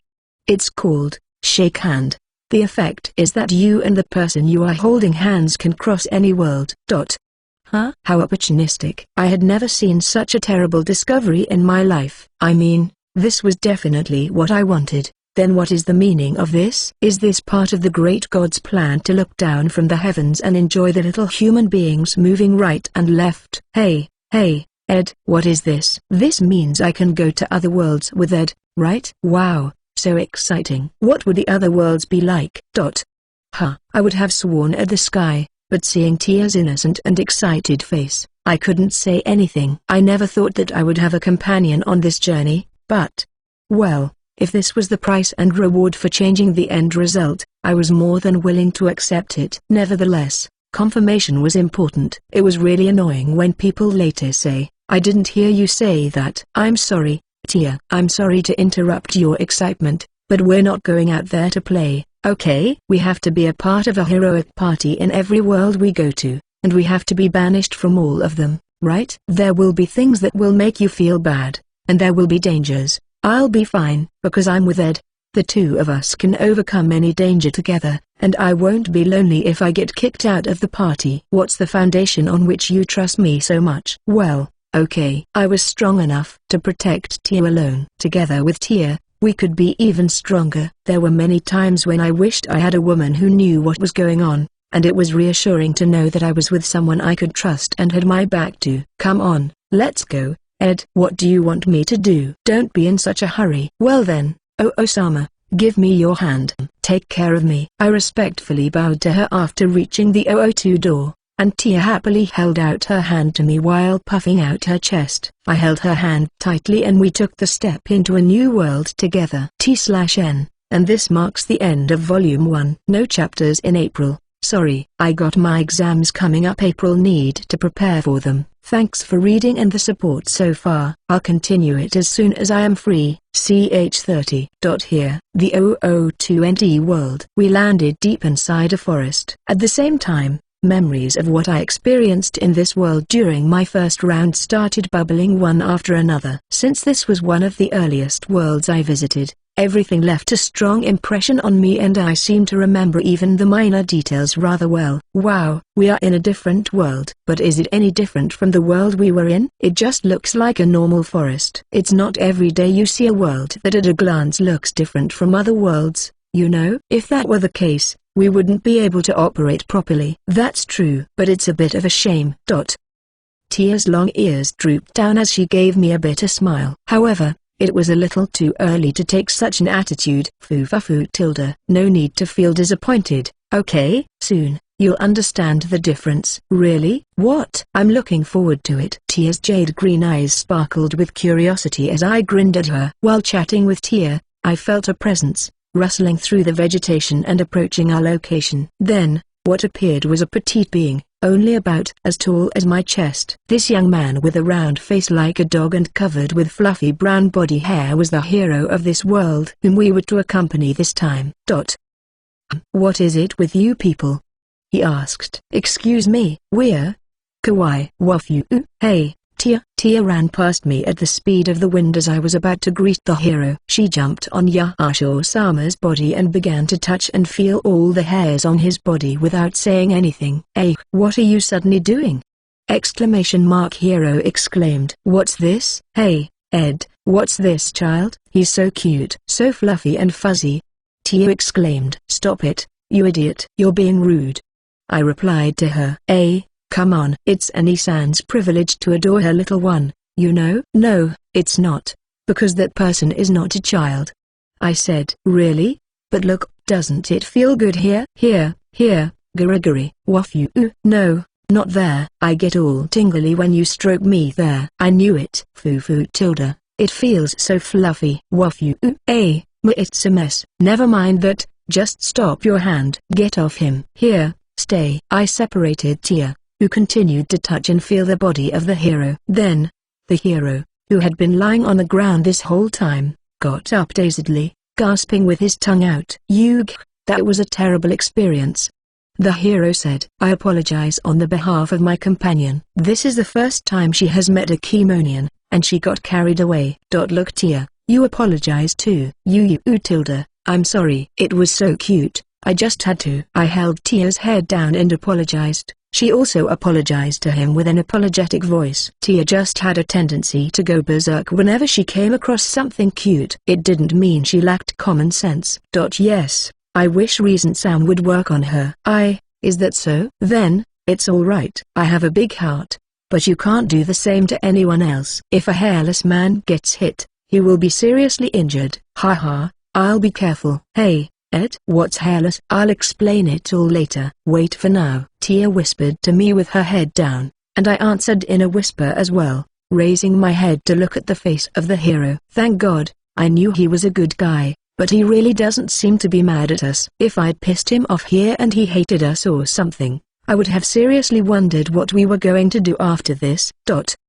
By the way, are you by any chance the hero candidate, Wafa-sama? T/N. Literal translation is waffle and in Japanese it is waru, so I went with Wafa. That's right. You're hairless, but you know your stuff. Oh, I knew it. If you don't mind, I was wondering if we could join you for a while? All right. If you just want to come along, you can do as you please. Thank you very much. Then we will accompany you. We were easily allowed to accompany him, and I held out my hand, palm up, to Wafa. This was the Chemonian equivalent of a handshake, in which a higher-ranking person would place his or her palm on the hand of a lower-ranking person, thereby clarifying the relationship between the two and establishing friendly relation. What are you? You are a hairless man, yet you know what you are doing? Alright. If that's the case, help me a little along the way. Now, come on. It was what we showed by our actions, not our words, that mattered. Wafa was in a good mood and started to lead us when I put his puffy paw on my palm. 3 steps behind his wagging tail, we followed him. So, Ed, you're going to explain it to me, right? What is that kid? How did you know about that kid? When we finally managed to get alone, Tia suddenly brought her face close to mine and whispered to me. In my first round, I would have been captivated by seeing Tia's beautiful face so close to mine. But since this was my second round and I was the strongest and invincible, that wouldn't work anymore. Though it did startle me a bit. Alright, I'll explain step by step. First of all, I know a lot about it. However, it's pretty much the same as that strange dream Tia had. Nothing more. Tia clearly looked dissatisfied with my explanation. But I didn't want to burden her with any more explanations, so I ignored her and continued with my explanation. And Wafa is a Chemonian. As you can see, it's more of a human and animal together, or, well, a bipedal, talking animal. Does that mean he's a beastman? I thought that kind of thing only existed in stories. In Tia's world, yes. Oh, but don't ever call them beastmen. It's a derogatory term used by humans to refer to Chemonians as imperfect beings who couldn't become people, so if you say it in the wrong place, you'll get into serious trouble. Yeah. Okay, I'll be careful. Okay. And not that it's a substitute for having Chemonians, but there are no elves in this world. So don't introduce yourself like you're not human, you're an elf, or you're over 100 years old, okay? Because they'll think you're crazy. What? Tia exclaimed. What's wrong? Wafa asked. Oh, no, it's nothing. Don't mind it, I replied. Really? Then, it's alright. Suddenly Tia raised her voice, and I hurriedly fooled Wafa, who turned around. When I had succeeded in doing so and we started walking forward again, I patted my chest in relief and glared lightly at Tia. Idiot, what are you raising your voice at? Because I can't believe the elves are gone. I'm here all right. I know, but Tia ain't from this world, right? Anyway, if anyone asks, you can go to yes, it has to do with the way you look, and then you introduce yourself as a human female of about 18 years old. Okay? I'm younger than Ed. I'm the Ani-san here. No, I would never be younger than Ed. Ha. Got it. Then make it 21 years old. When I go back to that I'll be back in the body of a 20-year-old, so that makes you older, right? Matilda. Got it. Then, I'll compromise on that. Tia nodded reluctantly at my persuasion. I didn't know why she was so obsessed with being older. I mean, if she was so obsessed about it, she should behave a little more maturely. Hey, You too. It's time to get to town. Yes. And then Wafa called out to us, and we broke off our private conversation. The sun was shining and the noise of people was coming from beyond the trees, and Tia's long ears twitched at the sound of it. Fufu, my first time in a town. I'm so excited. Come on, Ed. Let's go. Tia said excitedly. Whoa. I can't help it. If you're gonna act older, you need to relax a little more, I told her. Wafufu. It's good to have energy. Tia suddenly pulled my hand and started running, and I chuckled as we took a short run together and ran through the rest of the forest in one go. T/N, my exam got delayed till June. I'll at least finish Second World Arc before I really go on a break. Also, for those confused about number of volumes, right now the light novel only has one, and it covered about 29 chapters. Each world arc is approx 15-16 chapters, so if we go by that, it would probably be 2 worlds in one volume. Just a guess. Happy reading, everyone. CH31. Wow. Look, Ed. There are all kinds of people here. I get it. Calm down. Entering the town of Chemonia and seeing the wide variety of Chemonians living there, Tia was excited to see so many of them. Although I was okay for now because we were holding hands, I feared that the moment I let go of her hand, she would dash off towards them. Well, then, Ed and Tia. I'm going to rest today as soon as I find an inn, and tomorrow morning I will be going to the hunting shack to get a proper job. What about you guys? Yes, we're kind of in the same boat, so I was hoping we could join you for work tomorrow. I see. Then meet me tomorrow morning at the hunting shack here in town. See you later. Yes, see you tomorrow. As I watched Wafa's back as he walked away while waving at us, Tia tugged at the hem of my shirt tightly. Hey, Ed, why are we meeting tomorrow morning? If we're gonna be in the same party, shouldn't we have rooms at the same inn? It is true that I offered to accompany him and was allowed to do so, but from Wafa's point of view, we are just along for the ride and not his friends yet. So, he won't take care of our accommodations, and if we don't show up tomorrow morning, he'll probably do the job on his own. I thought it was odd how easily he agreed to let us join him. So, that's how it is. Then, the real work starts tomorrow, where we will demonstrate what we are capable of doing and have Wafa officially recognize us as his friends. Chemonian was basically a meritocracy. Not saying that the weak had no rights, but there was no doubt that the strong had a wide range of rights. Wafa, in particular, was a hero candidate. In other words, he was not yet a hero, but was in the process of seeking strength to be recognized as one. So if he could prove that he was a strong warrior, he could easily be made a member of the group. But the old No, Ed in the dream world was weak, right? What happened at that time? Well, I did a lot of things cleverly. I did my best to turn my face away from Tia, who was looking at me with a wonderfully annoying smile on her face. Incidentally, in the first round in Tia's world of dreams, I mistook Wafa that suddenly appeared for a magical beast and attacked him, but was beaten to a pulp in seconds. The moment he identified himself as one of the hero candidates, I got down on my knees and requested to accompany him, and he looked at me with pitying eyes and allowed me to accompany him. Or rather, he protected me, which was how I reached the city. I know it sounded pathetic, but at the time, I had no choice. There was no way that I, a common mercenary, would be able to beat Wafa that was a candidate for a hero, and also a Chemonian with physical capabilities greater than a human. It was funny that Tia, who jumped at the first sight of a Chemonian, exclaimed how cute he was. I generally expect it to be the standard. Mistakes made in youth were just a statute of limitations after 100 years. Don't you agree? Ed, you're thinking of something uncool, aren't you? How? Fufu tilde. I can see what Ed is thinking. But I think that kind of uncoolness is cute too, don't you? I'm not happy about this in the slightest.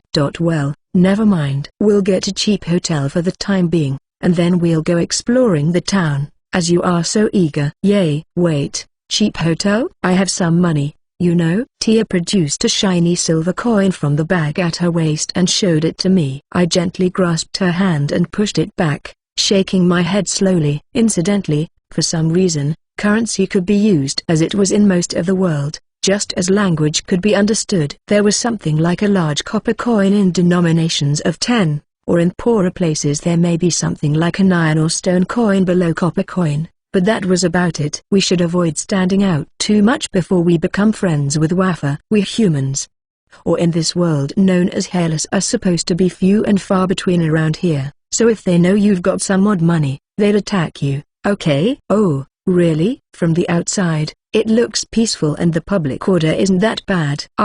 Well, it's not about the town so much as it is about the conflict between the humans and the Chemonians. Just as well, I'll give you a quick rundown of the area as we walk around town. Yes, please. I lightly coughed while looking at Tia, who stood next to me and gazed into my face, and then began to talk. First of all, let's see. To give you a rough idea of this world, there is a realm in the west that is ruled by the Demon Lord. In the center is the Chemonian country, where we are present right now, and people like us, that is, humans, live on the east side. Then what happens? How? By that lineup, does that mean the Demon Lord is attacking the Chemonian country? Yes, they are attacking only the Chemonian countries. The human nations are aware of the existence of the Demon Lord, but they are basically ignoring him because they are not being attacked. They seem to be providing some sort of light ration support, but, well, that's only on the surface. The humans don't understand the threat of the Demon Lord at all, but rather think of the Chemonians as nothing more than shields to protect them. In contrast, the Chemonians are fighting hard to defend their own country, but there is nothing interesting about the existence of a human nation that is just sitting idly and carefree in the background while they are spilling their own blood. The base physical abilities of the Chemonians are higher than humans, but there are plenty of strong human beings as well. The Chemonians are demanding such a force, but there is no way the human side would agree to their demands as they themselves are not in the line of fire, and, as a result, both sides have a delicate relationship, ostensibly joining forces to fight the Demon Lord, but behind the scenes, both sides look down on the other. Wow, I don't know what to do about that. Tia raised her eyebrows at my explanation with an indescribable expression on her face. We can't really do anything about it. Even if the Demon Lord is defeated, there is the possibility of a war between humans and Chemonians afterwards. That's for the rulers of this world to figure out, not for us, ordinary, otherworldly people, to do anything about it, so don't worry about it. To return to what I was saying before, the Chemonians are fighting the Demon Lord and his army on a daily basis. But there will be a match in 2 months to decide the strongest hero to break out of this stalemate. Wafa is one of the contestants, which means he's a hero candidate. I see. So, we just need to help Wafa-san become a hero? That's about right. Well, I'm sure he'll win even if we leave him alone. Yeah. Tia sounded puzzled at my words. I understood that feeling, but it was almost a given that Wafa would win and become the hero. No, it's obvious, isn't it? The reason we are trying to be friends with Wafa because I know he's going to win and become the hero. All I did in the first round of the World of Dreams was to carry the baggage that Alexis trained me to carry, so as long as he doesn't do anything too weird, he should be able to win. I see. Then what are we supposed to do? If I had to guess, I'd say cheering. Is it okay to be that relaxed? There's nothing better to do. We'll cheer Wafa on, so that he can comfortably become a hero and be expelled from the party at the right moment. That's what we're supposed to do in this world. Something's different from what I thought. Tia, who was probably expecting to have a great adventure in another world, was obviously disappointed with her long ears drooping. I could understand that feeling, but I chuckled and patted Tia on the head. Don't be so disappointed. It is worthwhile enough to support those who are doing their best, isn't it? There are ways we can support each other now that we're here. Our unique support is that. Tilda, we'll have to wait and see what happens. I had no intention of letting myself be carried away by inertia, thinking that as long as I could save Tia, that was all I needed to do. Since I was starting over, I had to be greedy. Watch me, or rather, you're watching, right? I'm sorry, but I'm going to do whatever I want, okay? I threw a grin along with a challenging glance toward the clear blue sky. CH32. After that, I spent the day buying a few more supplies and looking around town with Tia, as promised, and the next morning dawned when we showed up at the hunting shack. The country's equivalent of a meeting place for miscellaneous mercenaries or an adventurers guild. Wafa approached us as soon as we entered. Oh, you two. This way. Turning towards the direction of the voice, I saw Wafa there, waving his hand among countless Chemonian warriors. Waffle was quite small, so I was honestly grateful that he called out to us from the other side. "Good morning, Wafa-san." Tia greeted him. "Good morning, Wafa-san." "I'm sorry, are we late?" I asked. "I don't think so, but thanks to getting up a little bit earlier, I got a pretty good commission," he said proudly, and showed us the request form while wagging his tail. "Eh? A Damagumo?" "That's right. There aren't many strong Kuronuri around here, so there weren't many 3-star requests." "So, what kind of requests did Ed and his team get?" "For a hairless, it's probably 1 or 2 stars, so that would be, Wafa-san. If you don't mind, we'd like to accompany you on your request." Wafa, who was happily trying to be helpful, looked at me with an intense look on his face the moment he heard my words. "Accompany me?" Damagumo is rated the difficulty of 3 stars. "Can Ed and his team beat it?" "Yes, we are confident." "Right, Tia." "Of course." "Ed and me, what kind of? Isn't it Kuronuri?" "Because I can beat them." Although I had crammed in the minimum knowledge yesterday, I had not been able to give her any real-world experience. Nevertheless, I was convinced there would be no problems because I knew Tia's strength and the strength of the enemy named Damagumo, but Wafa, who had no way of knowing all this, pondered with a serious expression on his face. "Wafumu, I don't know how good Ed and his team are, so I can't form a party with you right now. So, the reward for defeating the enemy will only be divided after I have seen how the two of you fight. The hunting certificate would be mine, and if I feel like you two are going to be a burden and slow me down, I'll let you go back to the town on your own. If you are willing to accept this, then you may accompany me." "I understand, no problem," I replied. "Are you sure?" "Tier 2? Wafa asked. "Yes." "Wafuyu, I understand." "Then, without any delay, let's go hunting." "Are you two ready to leave?" "Of course." "Then, we're off." It seemed that we had already received the request, so we left the hunting shack we had just entered with Wafa and headed further out of town. Soon after that, we deviated from the road and proceeded through the forest, and soon after, a sprawling black something appeared in front of us. "Hey, Ed." "That's..." "Yeah, it's Kuronuri." In this world, there were ordinary animals, but there were no magical beasts that aggressively attacked people like in my world and Tia's world. Instead, there was the Kuronuri, a creature that posed a threat to people.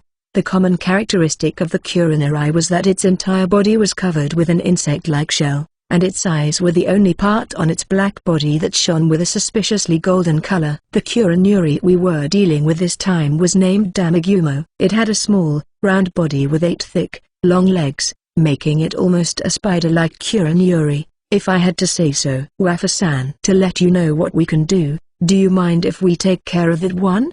"It's fine. If by any chance it looks like you are about to die, I'll help you. But, at that time, you'll have to say help me, okay?" "Ha ha ha, then please do it." "Tia, I'll go first, so watch that Geese moves closely." "I understand. I'll be ready to cover you in case you need me." "Yay!" With Wafa calm and ready and Tia behind me, I pulled out the steel sword I carried at my waist. Although there was still some pure mithril left in there, stranger box, it was impossible to make the silver-winged sword again in such a short period of time, and I wanted to use it to make the handle for their sword a thin life, so I didn't want to waste it.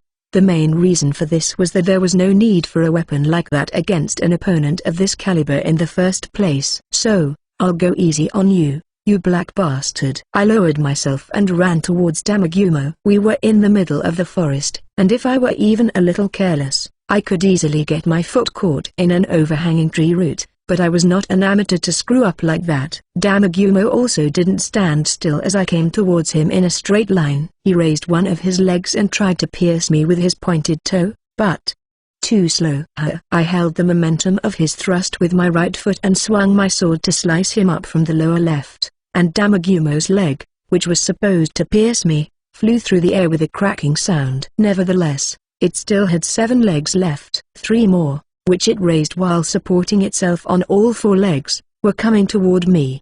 But its body surface was covered with a shell, leaving no room for a direct attack or any other attack. Sweet. With the centrifugal force from the previous slash intact, I spinned around and sliced off 2 additional axial legs of the Damagumo. Suddenly thrown off balance, Damagumo's attack missed me and his legs got stuck in the ground, Taking advantage of that, I proceeded to cut off 2 more in the split second it took to pull it back. "Oh, you want to run away, Tia?" In an instant, Damagumo, having lost 5 legs, realized his disadvantage, thrusted his remaining legs into the surrounding trees and attempted to flee upward. Of course, I could have stabbed through its main body from below, but this was the part where I handed over the show to my partner. On it. Release. Wind Edge. Tia released the magic that was in her Silver Spirit's sword while I was fighting. Without a change, the magic unleashed from the sword transformed itself into countless small blades of wind and attacked Damagumo's body and sliced through his body in one go. Even though it was 10% less powerful because it was in the sword, it was still Tia's magic,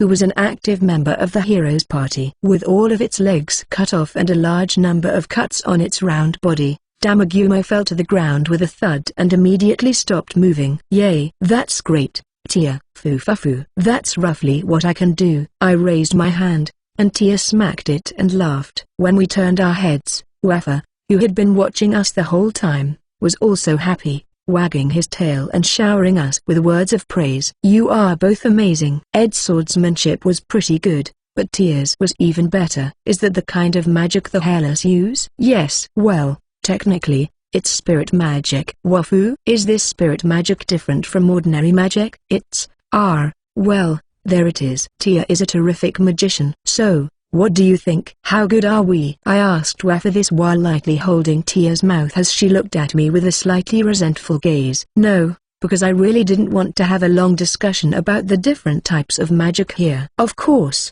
you are both very capable at doing what you do. However, it's a bit of a hassle to go back and register the party. So how about we just go through with the request today and register the party properly next time?" "Thank you very much." "Then, please." "Tia's okay with that, too, right?" "Well, that's okay." However, Tia nodded her head in agreement as I asked her opinion while removing my hand from her mouth, while looking at me with scornful eyes. This is gonna be bothersome later." It could not be helped. I'd listen to her complaints tonight. "Then, keep up the good work and keep exterminating the Kuranuris," I said. "All right." Matilda, although spirit magic and normal magic are different." While smiling at Tia, who puffed out her cheeks, we reached an agreement for the time being. Well, now we have passed the first hurdle." CH-33, 2 Damagumo in front. "I'll take care of it." I found a jet black, foot-long black ball lurking in the shadows in the dense forest, and in my words, Wafa ran towards him. Naturally, Damagumo sensed him and tried to stab his long leg into Wafa, but that level of attack would not work on Wafa, who was certain to eventually become the hero. Sweet. Wafa, reading the movements of the opponent's attack, dodged the random thrusts made by the legs, gliding through them with minimum movement necessary. He then dived into the chest and struck Damagumo's small body with a right palm strike. Wafa, instantly, the back half of Damagumo's body popped off. The impact was transmitted to its body and it was blown up from the inside. "You're next." "Wafu." It took 2 of them to fight us. But still they were unable to do anything, and if one of them was knocked down, the other one was helpless. The remaining Damagumo's body was blown off, and the battle was still not over. I felt a tingling sensation on my neck. A third Damagumo, moving silently through the trees with its long, dexterous legs, poked its leg out at me from above my head, a blind spot, but I was prepared for it. Humph. When Invisible was activated, I won't even get a scratch if I get hit by anything, but that didn't mean that I had the right to hit the target, either. I slightly turned my head and the Damagumo's leg went past the side of my face, and I grabbed it with both hands and slammed it into the ground. Sorry, it was too good of an opportunity to miss." "Well, I'll leave you at that." The impact of the slam momentarily halted Damagumo. Taking advantage of this, I stomped on it with my left foot and thrusted my sword into it. With this, all 3 were killed, and this time truly the battle was over. "You're amazing, Ed." No, not as much as Wafa-san. "You are much strong after all." "Wafafu." "Not so much." Wafa smiled bashfully while wagging his tail. When I praised him, he looked proud with his small body bent, but he was actually good at what he did. Well, he was a candidate for hero. So cute. "I want to cuddle and mooch," Tia said. Well, that's not good." If anyone knew that I was stroked and fondled by a hairless man, they would look down on me. Tia, hold it down. It's just common sense, okay? I know. Oh, but I want to use that hunting certificate thing. May I? Tia asked. Wafu? I don't mind. Here. Wafu was a little taken back by Tia's prey-like eyes, but still, at Tia's request, he took off the hunting certificate from around his neck and handed it to her. Taking it, which was made of a strange, shiny material like an insect shell and was large enough to fit in the palm of her hand, Tia hurriedly approached the Damagumo that she had knocked down. Hey, Ed, what do I do with this? Do you stake them together? Tia asked. I don't see the need to touch it directly. Just bring it a little closer to it and see. Tia brought the hunting certificate close to Damagumo's corpse, and soon after, a black mist-like substance was sucked into the hunting certificate from Damagumo's body. After about 5 seconds, the absorption stopped, and Damagumo's body crumbled into pieces and vanished without leaving any trace. It's strange. Is this really a living thing? I don't know. For the time being, it seems to be defined as a living thing because it's moving. Even if you don't use the hunting certificate on the corpse, it would disappear after 10 minutes if left unattended because it's just pitch black inside, and it doesn't have any internal organs or muscles. I said. Kuronuri is not a life born naturally, but an existence conjured up by the Demon Lord. That's why they don't do much other than attack people. Wafa told her. Is that so? Then, what about food and sleep? The only thing the Kuronuris do when they find you is either knock you down or run away, so no one bothers to look into such things. Wafa said. Thank you for this. Tia, curious about everything, returned the hunting certificate to Waffle, shaking her head thinking about Kuronuri. After absorbing the black mist, we could take the hunting certificate back to the hunting shack and immediately know what and how many animals we killed. It was very convenient. But, we would not get any meat or materials from the Kuronuri, so there would be no secondary profit to be made. Still, it was overwhelmingly advantageous as there was no need for dismantling and transportation. Well, that was only because I'd been to several different worlds. In this world, this was common sense, so there was nothing convenient about it. Now then, let's move on to the next one. When we return, you will be rewarded with delicious bone meat. Wafa said. Meat on the bone. Let's go for it. Yay. I said. Oh. But wouldn't it be easier to eat if the bones were removed? Tia, who had no idea about what we were talking about, tilted her head lightly, but regardless, the hunt went on smoothly after that. After finishing the job, I gobbled up the meat and the next day, we officially formed a party with Wafa. 3 days after that, it's about time Kuronuri's numbers started to dwindle. Unlike the first round, I was strong and Tia joined me, and by utilizing auto-mapping, we were able to efficiently hunt all the Kuronuri. On the 3rd day, we had almost completely hunted down all the Kuronuris in the area. Of course, the Kuronuri were not like normal animals. It was impossible to wipe them all out, and if left unchecked, they would multiply on their own from somewhere.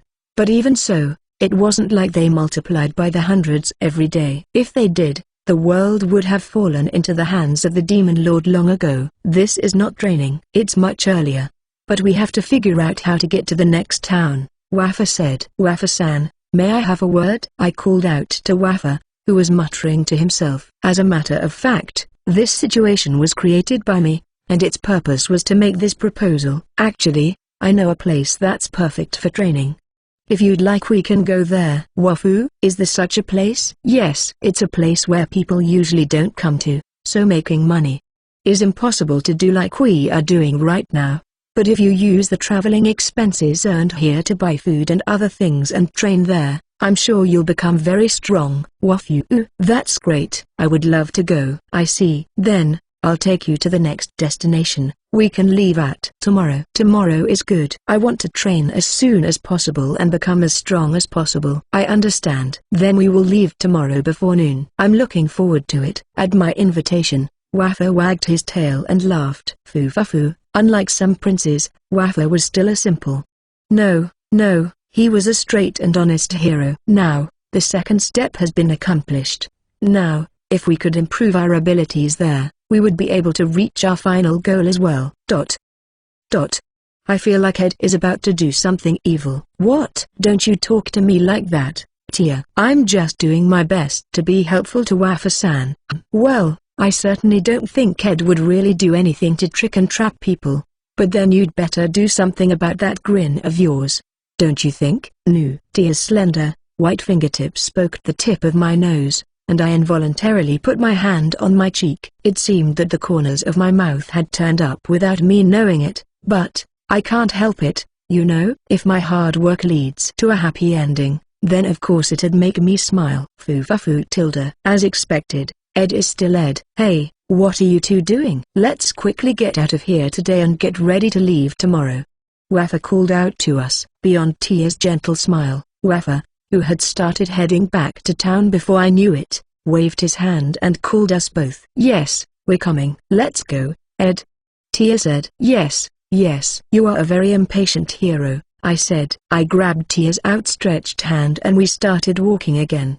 The goal this time was to get a head start again, right? T/N, Tia is waifu, period. CH34. Wafa was wagging his tail excitedly as we walked along this roadless path for 3 days. Wafa's tail dangled limply when we finally arrived in front of the training ground. Hey, Ed, is this the place? Well, I understood that feeling. After all, what we had in front of us was nothing but a natural stone wall. Sure, the Kuronures around here are a little stronger, but not enough to bother coming all the way down here to fight them. Haha, don't be so hasty. I'll open it now. Open. As Wafa tilted his head, I placed my hand on the stone wall and started examining its surface. Pretty sure it was around here. Oh, is this it? Whoa, what is this?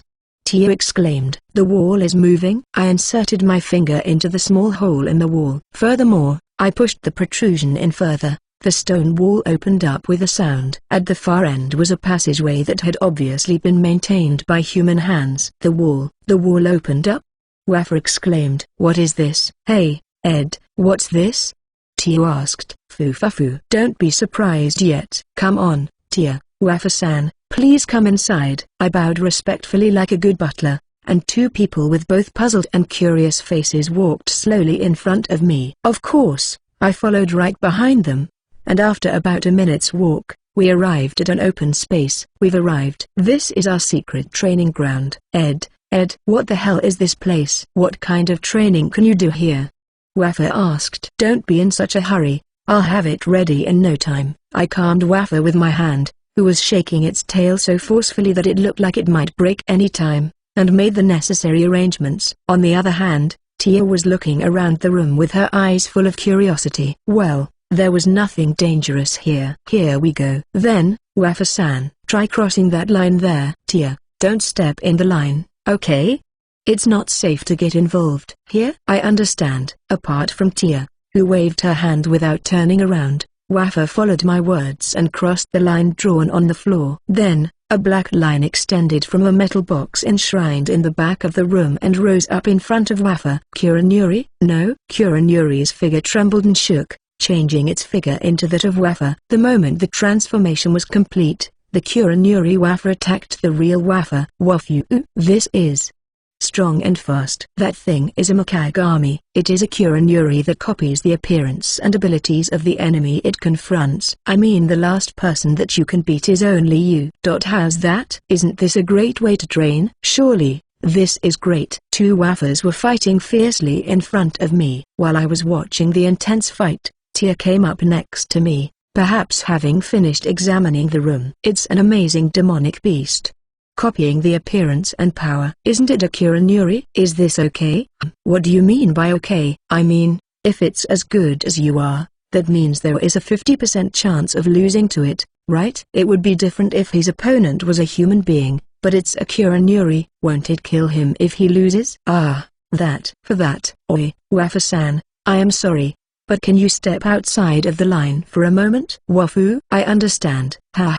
He bounced off the black Wafa with a powerful palm strike and came back to us. Naturally, the black Wafa also chased after the black waffle, but it stopped just before the line. What? Tia said, shocked. And, well, that's how it goes. There is a limit to the length of the mimicry's tentacles that the Mikagami can extend, which is just before this line. So, if it gets dangerous, you can basically get away by crossing the line. Oh, Hi, Wafa-san. Thank you very much. No problem. Then I'll go back to my training. I thanked him, and Wafa jumped back over the line. Then the game resumed, which was worth watching, but unfortunately, I still had some explaining to do to Tia. There are other limitations. For example, Mikagami cannot attack at long range. To be precise, it can reproduce weapons that are used in close combat, such as swords and spears, but it can't reproduce shooting and throwing weapons like bows and gravel. I think it's because a person can't just detach a part of himself and launch it. That's true, I suppose. But then, what about magic? Only humans can use magic in this world. Neither Kimonians nor Kuranoris can use magic. Moreover, each Mikagami only has one pseudo-tentacle, so if more than one person is involved, they can easily attack the main body while one of them is attracting the tentacles. Why is that? That's because, though Mikagami is a fearsome and powerful enemy when confronted alone, but if more than two people attack it at once, it's a more manageable foe. And even if you defeat that tentacle, unless you defeat the main body, the tentacle will revive again and again. Right? It's the perfect training ground for Wafa-san, don't you think? So, that's how it is. I'm convinced.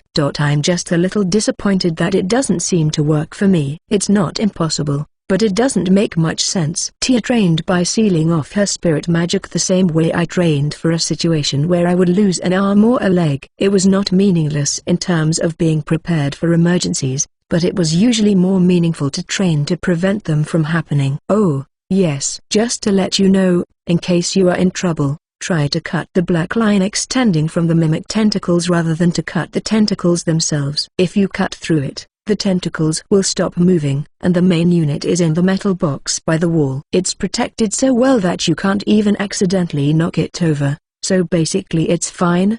But if you really attack it, it will probably break, so be careful. I get it. I know it doesn't mean much, but I still want to fight. Hey, Wafa-san, after you beat it, will you let me fight the next one? Alright. It's more fun to be strong together than alone. Besides, it's also training to see how others fight. Yes. Then, it's me next, and then Ed. Oh, me too? That's right. I know you can be serious if you fight against yourself, and I want to know how strong Ed really is. Tia said. Yes, I see. Well, I'll do my best. I subtly mumbled a few words while looking into Tia's eyes, brimming with expectation. It was obvious, but there was no way that a Kuranori, who was incapable of using magic, could imitate the banishment skill, a fragment of God's power. So, a normal fight would end with me winning even more one-sidedly than Tia. No, I see. Sometimes it's good to check my raw strength once in a while and work out, right? While there was nothing I could do about my physical body, I had accumulated countless skills and techniques over the past 100 years. It was not a bad idea to study and familiarize myself. Yoshi, if that's the case, maybe I'll show you something cool for a change. What's with you, Ed? I thought you looked reluctant, but now you're ready to do it. Then, how about fighting other people's Mikagami after you finish fighting with your own? Just a while ago, the Black Wafa-san didn't cross the line and disappeared. That means you can do it too, right? Tia asked. I can do it. Oh, that's good. Wafafu, I will prove that I am the strongest by knocking them, the Mikagamis, both off their feet. Wafa said. I won't lose either, you know. Hey, Ed? Tia called out to me. Fufafu, let's show him our level. I responded with a grin to the motivated duo. From that day on, the three of us began our hellish training. Ch35. With a quiet, stagnant breath, Wafa took his stance. Confronting him was a human swordsman, dyed all black. The moment the sword was raised and swung downwards smoothly, exhaling briefly, Wafa dodged it. The tip of the sword sliced off some of his brown hair, but what it got in return was a priceless opportunity to attack. Mikagami had taken the shape of me. Wafa hit him with a powerful palm strike to his belly. The black, shiny backs burst open, and Mikagami's mimic tentacles melted away. I did it. I finally defeated Ed. Tia, who was watching from the side, applauded Wafa, who was shouting with joy. I slammed my own hand into Wafa's hand as he crossed the line back over to us. You finally got me. I finally did it. I chuckled, and Waffle wagged his tail around with a smug look on his face. Mikagami, who had copied my appearance, was, to be frank, quite strong. It wasn't because he had used the banishment skills, but simply because the sword skills I had honed over the past 100 years were of a very advanced level. Of course, that didn't mean the Mikagami could perfectly imitate my sword skills. But instead, my weakness of not being able to train my body because it rewinded every time was counterbalanced by the inexhaustible physical strength of the inhuman thing. Both Tia and Wafa were always miserably defeated by my Mikagami. Really, I didn't expect the hairless Ed to be so strong.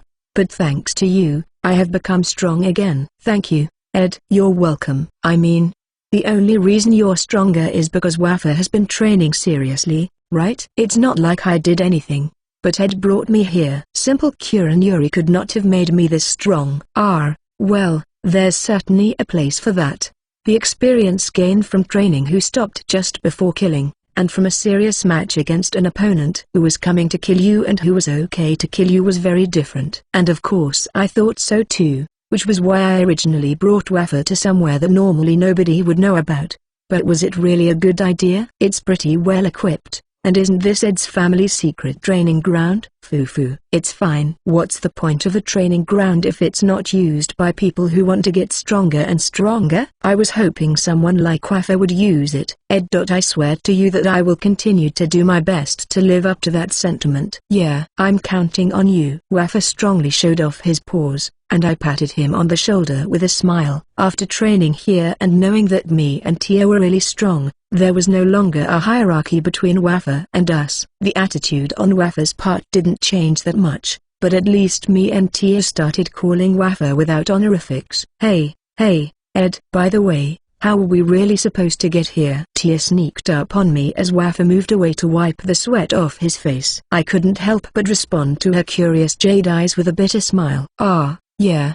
There was a bit of a nasty incident after Wafa became a hero. That's when we'll be introduced to this place by the people involved. I think the time frame is about 3 months away. Wafa, who felt his own powerlessness due to a certain incident, was given permission by a family member who was deeply involved in the incident to train here. At that time, Wafa just kept on fighting himself to the death, and all I could do at that time was to patch up his wounds and prepare a little nourishing food for him as he spent his days training recklessly without taking a break.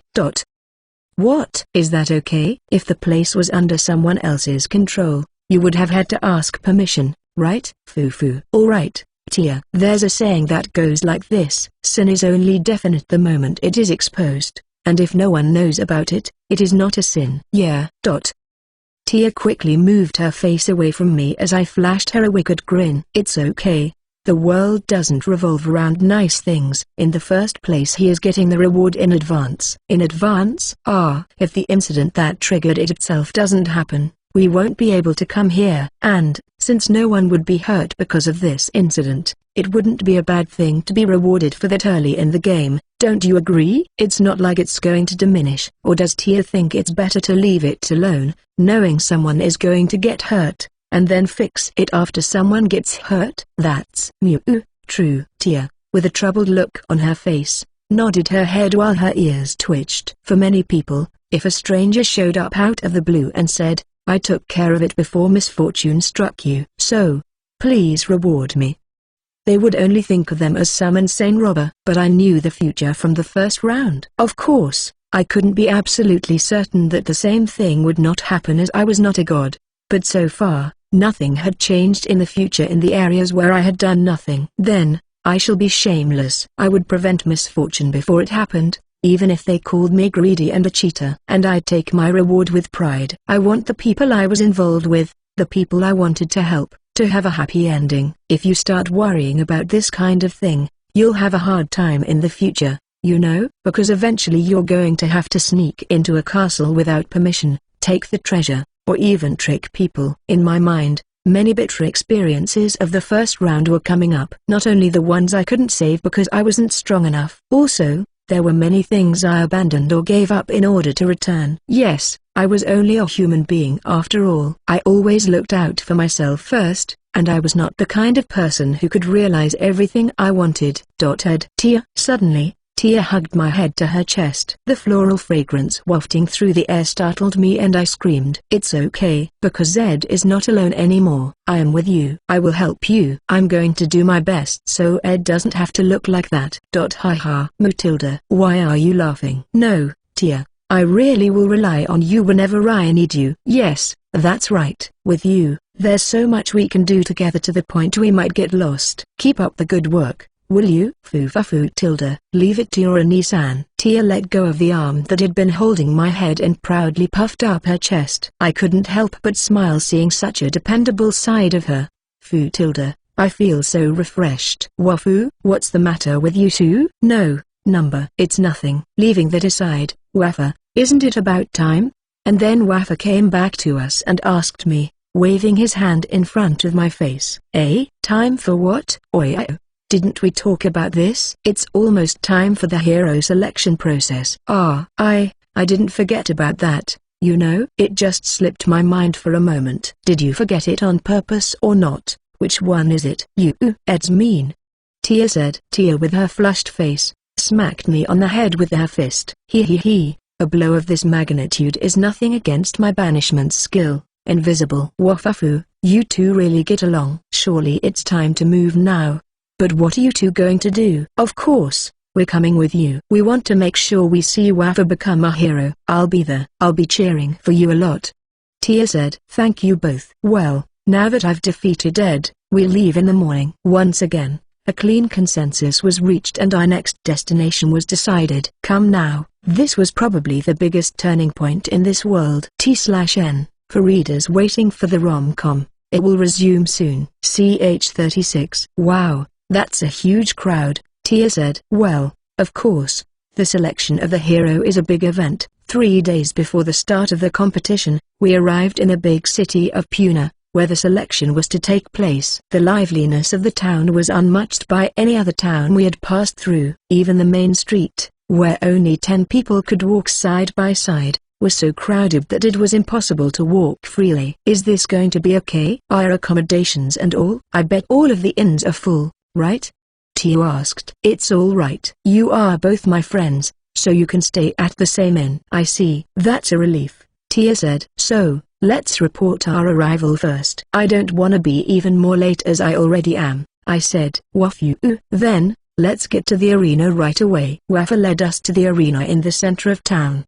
The arena, which boasted over 500 years of history and could hold 100,000 people, grew more impressive the closer we got to it. Just looking up from below, I couldn't help but let out a sigh. It's really amazing, I said. Fufu Tilda, it sure is overwhelming when it's this magnificent, Tia replied. Oi, you two, this way. When Wafa called, we went through the line of people who wanted to watch the show and went through the side door into the office. Soon after, a woman, who appeared to be a clerk, a beautiful, white, fluffy-haired, dog-type Kimonian, approached us. How may I help you, sir? This is our office, so if you would like to view the show, you can go to the reception desk at the front, she asked. No, not that. I am Wafa. I am a brave candidate recommended by Barut-sama. I beg your pardon. We have verified your letter. Would you please come to the reception desk? I understand. A chair was recommended, and Wafa wrote his name and pressed his paw against the paperwork that was held out in front of him. By the way,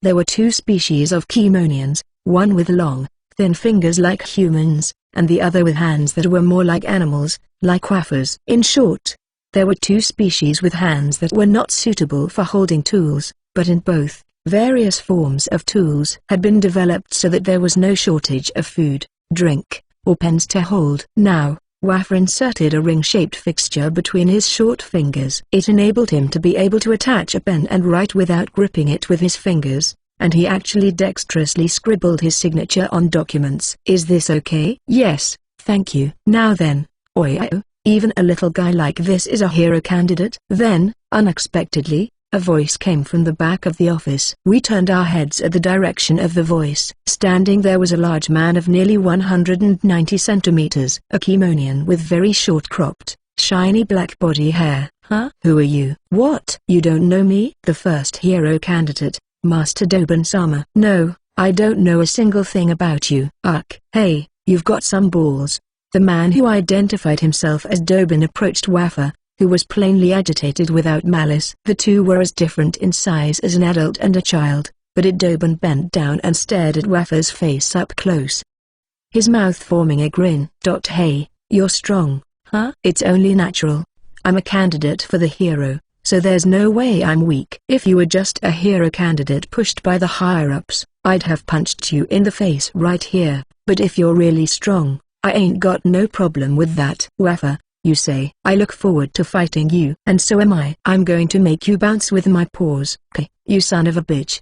Despite his rough language, Davin left the office laughing happily. As I watched him go, Tia sneaked up on me. Hey, Ed, that guy. That guy's pretty strong. In the first round, my eyes were not sharp enough to accurately assess the strength of the Chemonians, a race different from humans. Now, I could see it clearly. Probably as strong as Wafa, eh? But isn't that strange? Now, Wafa is much stronger than Wafa in the dream world, right? Tia wrinkled her eyebrows at my words and asked me a question. Yes, being as strong as Wafa, who trained ahead of time with the knowledge of the future, meant that Dobin was much stronger than Wafa in the first round when he hadn't trained. In fact, in the first round, Wafa was greatly upset when he was told to go home before you embarrass yourself. How on earth did he win? Is it something like the awakening of hero powers happened? I wish that were the case. I'll tell you in detail later. Here you go. With Wafa back after completing the formalities, Tia and I broke off our private conversation. However, the look on Tia's face made it perfectly clear that she was not convinced, so additional explanation would be necessary later. Well, it was convenient, since I was planning to tell her in the first place. So, what are you going to do now?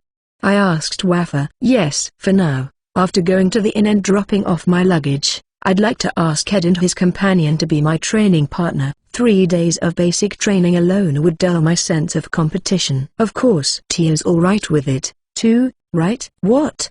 Yeah, okay, good. Now we can beat the Dobin or whatever he's called. Wafa, wagging its tail and talking big, was honest to the end. I was impressed that he made it this far without being corrupted, but this was the way he worked. This purity was the essence of Wafa, in my opinion. After that, we walked through the town again. This time, we did it together, and settled down in a less luxurious but more solidly built inn. That night, there was a small knock at my door, and when I opened it, there was Tia, clad in a thin nightgown. Am I just in time for a night crawl one? You fool, just get in the room. Quick. Matilda, I am just joking. Ow. I invited Tia into the room, rubbing her reddened forehead after getting a poke to the head. I had already anticipated she would come, so I offered her a cup of tea from a pot kept warm by a magical device, and she took a sip and shivered. Phew, Tilda, so calming. It gets a little chilly at night. That's because you are dressed like that. Why are you even dressed like that? It would be one thing if I had suddenly visited the room, but since she came over here, there was no reason to wear a nightgown. Why not just wear normal clothes? Because we're going to bed right after this, right? Then it would be a hassle to change every time. No, so why didn't you just wait and get dressed after we were done talking? Then I won't be able to lie on the bed even though I'd be in my room. Yes, I see. Apparently, in Tia's mind, relaxing in her room was more important than showing me her nightgown. Well, yeah, I mean, it was very Tia-like, but as a girl who's probably around marriageable age, I don't know if that's appropriate. I'm telling you, the only time I dress like this is in front of Ed, okay? You're like a little brother to me. But look, tell me more about what you said during the day. Why Wafa and that Dobin? Yes, Dobin. Did he beat this Dobin? Ed never tells me the important stuff until the last minute, and it's been bugging me. No, because if I tell Tia, it'll show up on your face. And you are not very good at pretending that you don't know, right? You are Tilda. At my words, Tia became fiercely reluctant. It depended on the content, but basically, Tia was not good at lying. She was more than a little unreliable when it came to sharing secrets that could be embarrassing if they were discovered. I'll do my best. Then, I'm counting on you. I'll tell you this time. I'm going to need Tia's cooperation. As I watched with a bitter smile as Tia frowned, her ears twitching, I began to talk about Wafa, Dobin, and the future involving the two of them. Footnotes: night crawling or yobai, in Japanese. At night, young unmarried men would silently enter houses with young unmarried women. A man would silently crawl into a woman's room and make his intentions known. If the woman consented, they would sleep together. By the morning he would leave. The girl's family might know about it, but pretend they did not. It was common for young people to find a husband, wife like this. Ch 37. 3 days from now, there will be a knockout competition among 16 participants in this arena. The first day 8 matches will be held in the first round. On the second day, 4 matches will be held in the second round, and 2 matches will be held in the third round. The third day will be the finals, and if you win there, you will be recognized as a hero, and after that, a ceremony will be held. I said, it's a winner-take-all. But wouldn't that put one at a disadvantage if faced with unfavorable opponents? Tio asked. According to the higher-ups, a man who loses just because they were matched against an unfavorable opponent cannot become a hero. Well, they have a point. A situation in which a brave man was relative was always a piece of nonsense. Besides, it was natural for the Demon Lord's side to analyze and take countermeasures against the only one hero in the world. In other words, if someone couldn't win against someone stronger than them, they were definitely not fit to be a hero. But wouldn't it be better to make them all heroes? I think we would be stronger if we all worked together, Tia said. I think part of the reason for choosing a hero is that they want to have someone who can be a symbol of hope and can help to unite people's hearts and minds. I mean, they're not going to kill each other in the selection process. The rest 15 will continue to fight the Demon Lord's army as usual. Ah, yeah, that's true. I'm sorry for diverting you. Go on. I nodded lightly at Tia's words and continued the conversation. Yes, and okay. First of all, I'm going to say this as a prerequisite. Sure, at that time, Wafa was not as strong as other candidates, but by no means am I saying he is weak, okay? After all, he was even chosen as a hero candidate. Why? He won the 3 games leading up to the final as usual with some leeway. I don't have anything to say about this one, but their issue was the final, that is, the fight with that Dobin. Dobin was clearly stronger even then. I don't think the other hero candidates who fought against him were a match for Dobin, or rather, they were all stronger than the hero candidates Wafa had defeated. Does that mean there was someone behind the scenes trying to make Dobin lose? Tio asked with a mysterious look on her face, and I quietly shook my head. I don't know. I didn't have the time or ability to look into it at the time. It is possible that it was really a coincidence. But anyway, Dobin and Wafa met in the finals. And Wafa won. There were rumors circulating that he had not fully recovered his strength from a series of battles against strong opponents, or that he was injured in a way that could not be seen from the outside, but these were just rumors. Wafa fought with all his might and won the title of hero by his own strength. At least, that's what I thought. The way you put it, you mean it wasn't, right? Gosh, I don't want to hear it even though it bothers me so much. Tia frowned blatantly and her ears drooped. I understood the sentiment, but unfortunately, the lecture was compulsory. I'm sorry, but I'm going to have to force you to listen to me. Okay? 3 months after Waffle became the hero, a village was attacked by a large number of Kuran-Yuris. Naturally, me and Waffle rushed over there. And there was Dobin. Waffle offered to fight with him, but Dobin stubbornly refused. As a result, half of the village was destroyed, and many people were killed or wounded. Dobin was also killed there, and the surviving villagers of that village, where Dobin was born, told Wafa a story he did not want to know. He heard that Dobin lost the finals of the selection round because they took his family hostage and demanded that he lose to Wafa. What? Something like that? With a bang, Tia slammed the table and stood up abruptly. The impact caused the tea in the cup on the table to spill and splatter, and I wiped it lightly, trying to sound calm as I did so. Calm down. I know how you feel, but it's the past.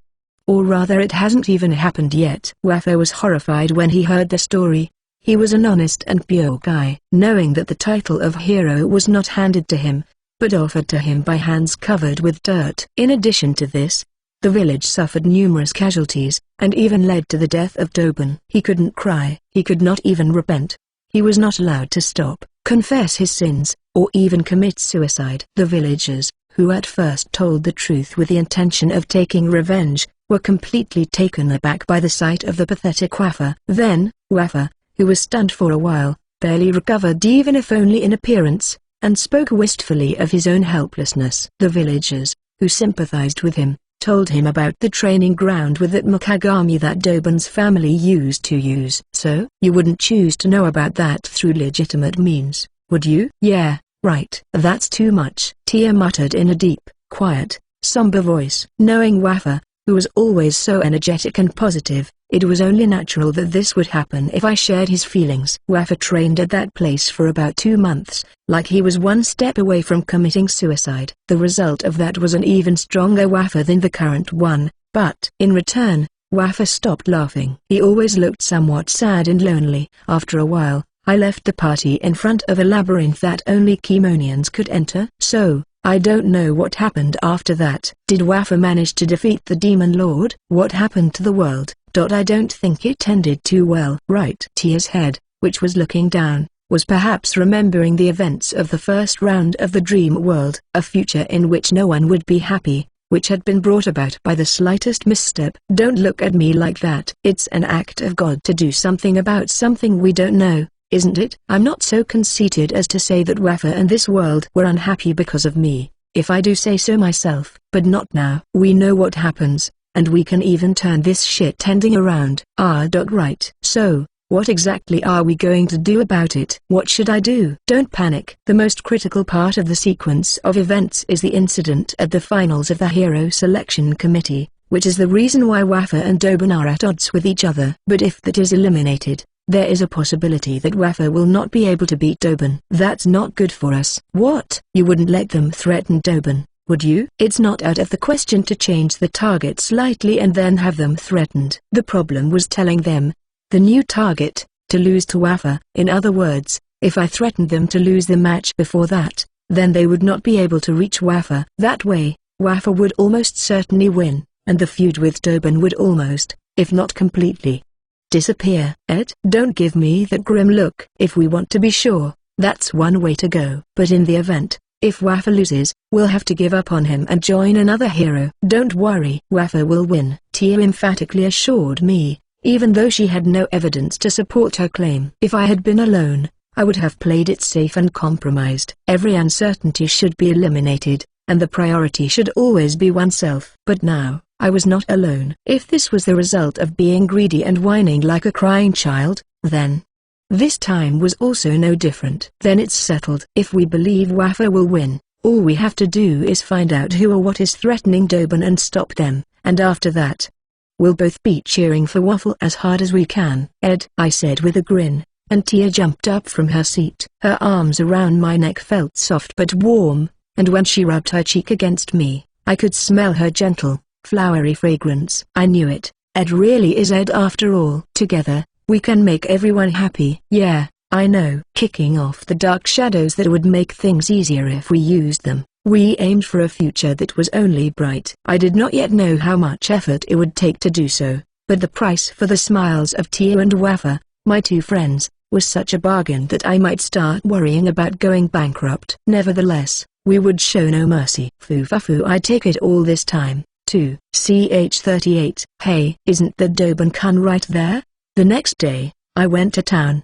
As I called out to Dobun, pretending I met him by chance. I had no one with me right now, and it was more convenient for me to be alone at this stage. Who are you? Why are you acting so friendly to me? What? Have you forgotten already? I was with Waffer yesterday, remember? Yeah. There was a hairless guy near him. Oh. That was you. So? What business does a hairless have with me? Dobun, who was about a head taller than me, stared at me with a terrifying look on his face. An ordinary human would have pissed his pants seeing that look and ran away saying, no, it's nothing. But for me, this was no big deal. Dobun waved his hand as if shooing off a bug, but I clinged to him annoyingly. Then, Dobun gripped my hand firmly without hiding his irritation. What the hell are you doing? Just because I approve of Waffer doesn't mean I approve of you. Got it? Look, you're so stiff. That's the hard part, Dobun-kun. We are all hero candidates, so we should get to know each other better.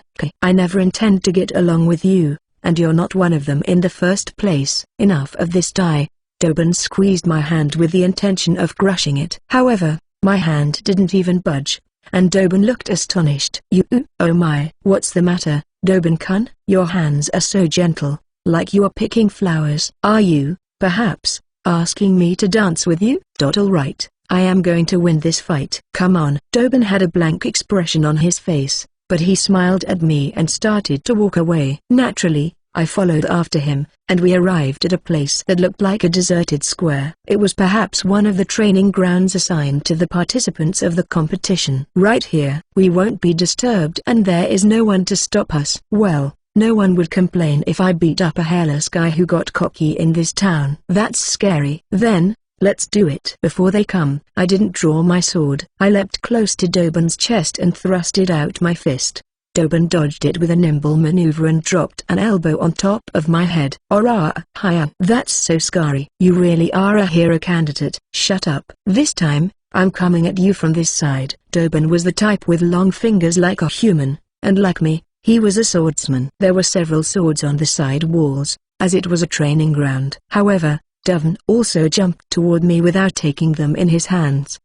Damn, so fast. I am not yet finished. The difference in size was only about 2 inches, but in terms of weight, he was probably twice as heavy as I was. A mere physical blow to the head would send yesterday's dinner spewing out of my mouth. His sharp claws would easily puncture my body, and his powerful kicks would break my bones and mess up my internal organs. That was only if I took it head-on. I continued to avoid Dobin's attacks with paper-thin distance, while simultaneously hitting him. Damn it. How can a puny and skinny fist like yours hurt so much? Phew. That's because I train regularly. That was a lie. With my physical ability, my hand would normally be more broken than the one I was hitting. I was able to do it because of my banishment skill, Orbit Reflector, which reflected the impact back on Dobin's body. However, it was not a complete lie. If I really wanted to win, I could just use invisible, and only stand. Not even a stick would be able to hit me. But I only used it for the handshake earlier,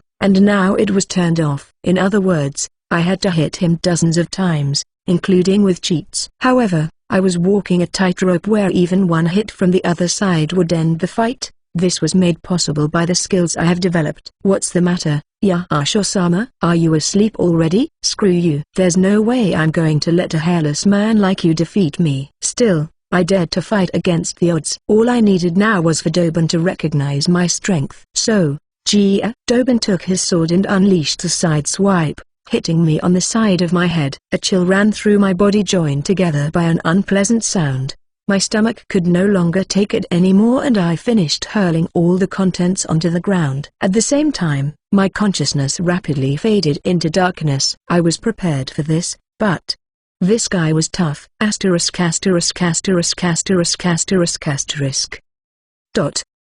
Yo, you awake? As I regained consciousness, a voice called out to me from the side. As I raised myself from the ground, I found that Dobin, who was also sitting on the ground beside me, was wiping his sweat from his upper body. Damn, I guess I lost. Oi, don't take it too hard, okay? I've used a recovery potion. But you didn't have one. I see. Well, that was fun. Fun? Hey, that's pretty gutsy for a hairless guy. Oi, what's your name? Me? Ed. I see. Ed. I'm Dobin. Yeah, I know. So, Dobin, I'm feeling a little hungry. Why don't you come and have dinner with me, huh? A guy, who had just thrown up from an injury, invited a guy, who just beat him up, to dinner.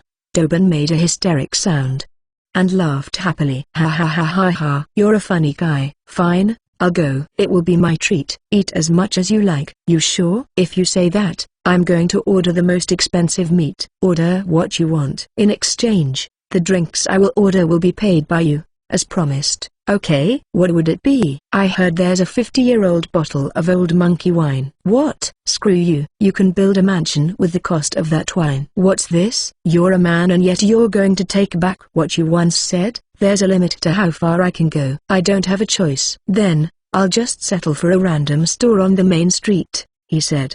Dobin stood up with a bitter smile and held out his hand to me. I grabbed it firmly and stood up, and no further words were needed. Let's go. Then, wait. I guess it's not very appealing for two guys to have dinner together. Let's go to a place with beautiful sisters, shall we? I recently found a place with a white, fluffy furry girls," he said. "What am I supposed to do with that?" "I don't know. I think you should just pet them. You hairless guys like that, don't you?" "I know it." "Yeah." It was the height of tactlessness to beat with overwhelming force, carefully selecting and narrowing down the skills to use and adjust them so you could fight with all your power, and still lose without any major injuries. I was not afraid of pain. I was not afraid of defeat, and I'd done it so I could walk side by side with Dobin. Now that I've achieved my goal for now. I love the tail. I love the fluffiness, especially when their thin, long tail is all curled up. I just can't get enough of it. Ha ha.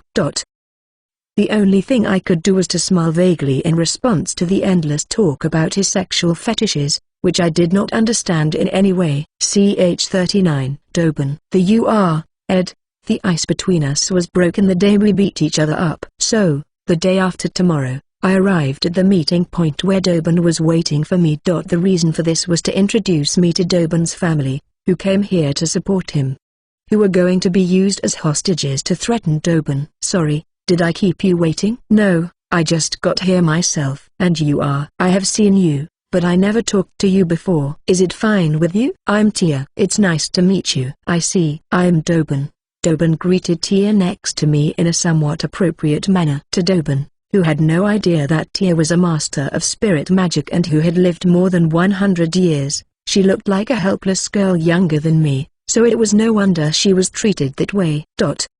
Matilda. Again, Anna-chan greeted someone like that. From behind Dobin, a pure white cat-like girl who looked nothing like him shouted. Dobin's face frowned after seeing and recognizing the owner of the strong-willed face and voice. "What is it, Mima?" "What's wrong with me?" "Everything." "That's why Anna-chan has no friends and no girlfriend." "Ugh, that's not true. I just don't want to hang out with weak people." Yes, no excuses." "Really? I feel sorry for you, Anna-chan." "I am the sister of this rowdy brother of mine, Mima. Please take care of me." The girl named Mima cut off and ignored Dobin, who was stammering, and picked up the hem of her skirt and bowed. It was not a nobleman's bow, but it was quite a dignified gesture. "This is extremely polite. I'm a friend of Dobin's, Ed, and this is Tia." "I'm Lunarisha. You can call me Tia." "Nice to meet you." "Yes, Ed-san and Tia-chan." Wait. Why is Ed-san and I'm Chan? What? Because Ed-san is older than you, right? Or rather, isn't Ed-san your brother and you're his sister? No, I'm Ed-san. In the end, I'm 100 mmmpHFFF. Ha ha ha ha. That's right. I'm 20 and Tia is 21, so Tia is older than me, if only slightly. Right, Tia? After quickly covering Tia's mouth, I looked into Tia's face at an angle that Mima and the others couldn't see and said, "You know what I mean, right?" and appealed to her. Then, Tia gave a small nod while pouting her lips in obvious dissatisfaction, and I slowly removed my hand. That's right. I'm the Anisan anyway. Is that so? Sorry, I'm not a hairless. The age of human beings is difficult to understand. I can tell when they're a little more wrinkled though, Mima said. It can't be helped. It's hard for us to tell how old the Kimonians are either, I replied. By the way, how old are you, Mima-chan? Tia asked. Me? I am 14 years old. By the way, my Anna-chan is 21. Really? You are not even an adult and yet you are so clever, Tia replied. That's because, well, my Anna-chan is like this. Mima replied with a wry smile to Tia, who was impressed with Mima. Dobin, beside her, said, "Who is this?" Protested, but no one heard him complain. Yes, I know what you mean, Dobin. In times like this, we don't have a say. It was wise to just shut up and let it slide. Okay, is Mima-chan the only one with you? Did you face any danger along the way? I'm fine. My father and mother couldn't come because they had to work, but my Anna-chan came to the village to pick me up. Oh, I see. What? He is a good Anna-san, Tia said. Yes, he is blunt and easily misunderstood, but he is really very kind. Foo-fa-foo, I see. He. How's it going? Kind Anna-chan? I asked him. TSK, shut up. As Tia and Mima happily chat with each other, I poked him with my elbow, and Dobin turned his face away. At first glance, he looked grim, but my keen eye didn't miss the loosening of his lips. Don't be so shy. Family is a good thing. Take good care of it. I'll tell you, as long as I live, Demon Lord or not, I won't let anyone touch my sister. Dobin's casual but determined words seeped into my heart. Ah, I was certainly sure of it. That was why you protected your sister and fought to the death even if you had to throw away your title as a hero, which you had longed for so much. I would never forget that determination. Then, we parted after we finished our meal together. After seeing off Mima, who smiled and waved, and Dovan, who still looked grumpy, but actually seemed to be enjoying himself. Tia and I returned to the inn together and sat facing each other in my room. Are you sure this was a good idea? I've seen what I need to protect, so as long as I'm in this town, I won't lose track of Mima. Also, since I have you, I should be able to protect her even if I have to be a little forceful when the time comes. However, once the selection process starts, it is basically forbidden to contact Mima. If I'm with you, the enemy might change his plans and move differently. Right? I nodded deeply to Tia, who said with an impatient look on her face. If Tia was with me, I would not know if Mima would be kidnapped or not. If the ringleader decided it would be too difficult, it would take a sudden turn of targets which would become more difficult to handle. I don't want to scare them off if I can help it. However, well, that depends on when I can get on the mastermind's tail. If I find out early enough, I can deal with them before they do anything. But then I would be left wondering how I can admonish someone who hasn't done anything. Some words of Gonzo are flowing through me now. No, Tia, that temptation is one you should absolutely never give in to. In my brain, too, old man Gonzo was striking a muscular pose and saying, "Gahahaha. Why don't you just think about it after you beat up the suspicious ones?" He insisted, but I couldn't do that. In that world, there was a good chance the privilege of Alexis might help us out. But if I did the same thing in this world where I had no connections, it would basically be an invitation to the prison. We know there's going to be an incident, but we can't do anything about it until it actually happens. It can't be helped. We know what's going to happen, but we're not gods or anything. We'll do the best we can. That's all we can do. We know what would happen, but we're not god or anything. We would do the best we can do. That was all we could do. I know. I understand. But I can't think of a solution for it to that extent yet. I gently stroked Tia's head as her ears drooped in frustration. That's all right. You are fine the way you are, Tia. Even I ask myself, are you sure you want to do this? If you just tell me how you feel, I can keep on checking on you. Me and Tia are different. We are together because we are different. Let's work hard together and make a future where Wafa, Doban, and even Mima can smile. Yeah. I agree. Let's go for it. I patted Tia on the head as she regained her energy, and looked out the window of my room. Now, from here, it was a race against time. The time for the hunter, who waits and waits without being noticed, so as not to miss the decisive moment. I didn't know who or what was making us go through all this trouble, but don't think you could get away with it, okay? CH40. The first half is in the third person. Clack clack. With his toenails hitting the stone floor, Doban walked down the long hallway that led from the waiting room to the playing field. With each step down that dark, cold passageway, Doban's heart was filled with many thoughts. The opponents that he had met in the 3 matches so far in the selection of the hero of Keemonian were all strong. However, it wasn't enough, even though he knew it was extremely disrespectful to his opponents who had worked so hard. Their strength was just not enough. From Doban's point of view, it made Doban realize that he would have been more enthusiastic about the match against the hairless Ed that he had fought before the competition began. It's not that they were weak. I am just strong. I know that in my head. What if he had been chosen as the brave one because all of his opponents were like that? Doban shuddered at the thought. The title of the strongest hero, which he had longed for so long, would become a mere trinket. Well, there's no need to worry about that. After thinking that much, Doban grinned. Yes, that was not going to happen because the person he was about to fight, Wafa, was definitely a strong man in his own eyes. With him, he could fight with all his might. If he won, he would be proud of his strength. But if he lost, I'd be a fool to think about what would happen if I lost. He always aimed and hoped only for victory. That was why Doban left all unnecessary thoughts behind and headed for the exit. So, who are you?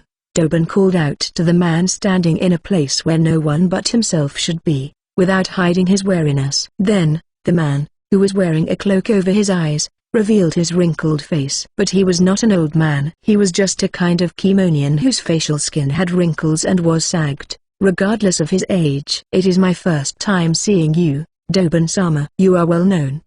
You know me? Then, get out of here right now. I'm in a good mood, so I'll let you off the hook. No, no, not so fast. I must insist that you stop here. Saying this, the slack-faced man pulled something out of his pocket. Dobun looked at it suspiciously, but his eyes immediately widened in shock. What did you do? The man was holding a cheap red flower ornament. Dobun knew better than anyone that his sister still treasured it, even though it was given to her nearly 10 years ago and she no longer wore it these days. Dobun quickly snatched the ornament from the man and grabbed him by the neck with his free hand. However, the man's expression didn't change even though Dobun's fangs bared and his face was menacing. Calm down, Dobun-sama. If you put so much force into it, you might break that ornament. Don't you think? Che, what are your demands? When told implicitly that his sister would be harmed, Dobun released the clothes he was holding onto. Fufu, it appears that you are not so smart. It's a simple request. I hope Dobun-sama loses his next match. What? Of course, you can't lose in a very obvious way, can you? After you have fought competitively in your own way, please create a suitable gap and lose in a natural way. Ideally, it would be in a way that would give credibility to rumors that you were fatigued from the matches up until yesterday, or that you were actually injured. Does that little guy Wafa know this? No way. It's precisely because he doesn't understand this kind of bargaining, we're working behind the scenes. I see. It was a small relief for Dobun. The safety of his sister and the title of hero were not worth comparing in the mind of Dobun. It was too much to bear to see his cherished title turned into something so insignificant. But he swallowed all his anger and was about to nod his head, hoping that the hero born at the end of the farce would be innocent. Yes, that's it. Despite being in such a tense situation, Dobun could only look again in shock at the tension-free voice that suddenly came from behind him. Yo, Dobun. How are you? Ed, where the hell did you come from? Now, does it matter now? Dobun opened his big mouth and asked that question, to which I responded with a gesture. By the way, I was here from the beginning, using my banishment skill, Mirage Shift. A while ago, I had confirmed that there was some suspicious activity happening with Mima with auto-mapping, and their Akashic Compass, so I assumed that the culprit, or at least someone related to him, would contact him here. Still, I didn't think I'd catch such a big fish as the ringleader. But as I said before, I was putting that to rest for now. There's only one thing I need to tell you right now. Tia is taking care of Mima-chan, so there's nothing to worry about. What? Ridiculous. There is no way such a thing is possible. No, I'm not saying that with a high combat power, recapture itself is impossible, but in such a short time, such a thing. I don't care what you think. What do you say, Dobun? I'm sure Tia will have Mima-chan here in 10 minutes.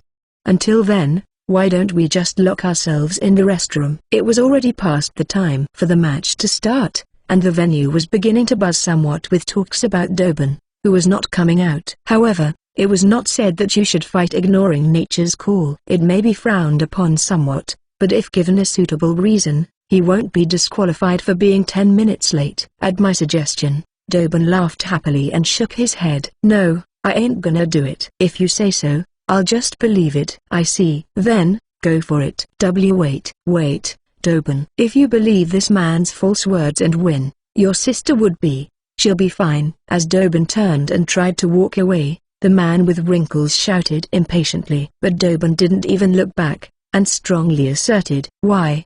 Why do you believe the words of a hairless person so much? According to our research, you two have only just met. Yet how could you? It's a given. Dobun, who had been walking at a rapid pace, stopped and raised his clenched right fist high to the sky. Because we're friends. Leaving the trembling and shaking wrinkled man behind, Dobun started walking again. When his body eventually disappeared behind the light, a loud cheer echoed through the aisles. Oh, it's cool. But why did you do this? Was it for profit after all? The wrinkled man who had lost all of his moves. I asked Minister Brute, who had recommended Wafa as a hero candidate, in a casual tone. Brute started to talk with a disappointing look on his face and his shoulder slumped down. Dobun is indeed strong, but he is too brusque. How can we appoint a man who may not even obey the king's orders at a critical moment as a hero? I see. I can't help but think that he's a candidate for the hero because of his strength, but he's not a good candidate if he actually becomes a hero. That's certainly a problem to deal with. If you understand that, then why? If you know that, why did you interrupt me? You hairless people have no business in another country, much less in a country where you were working with Wafa-kun. No, I'm not trying to get in your way, am I? If anything, I'm rooting for Wafa. Then, why did you interrupt? I used my body to shove the screaming minister brute into the wall. You're the one who's in the way. You know what? Wafa is strong. He can become a hero on his own without any tricks like this. You're the one who's trying to shit all over his path. You know what face he will make when he finds out that he became a hero by such means. Personal feelings are irrelevant. As a person involved in the state, the only thing that matters is the good of the country and the peace of its people. And I will do my utmost to make sure that the truth does not get out. You are not wrong, but you and I are in different positions. Ah, I see. The difference in position is certainly true. I'd run away to another country in a heartbeat if the head of a country started seriously using the word believe. But that's why I believe in them. Take away all the stupid little tricks, and we can truly understand each other and come to the best possible ending.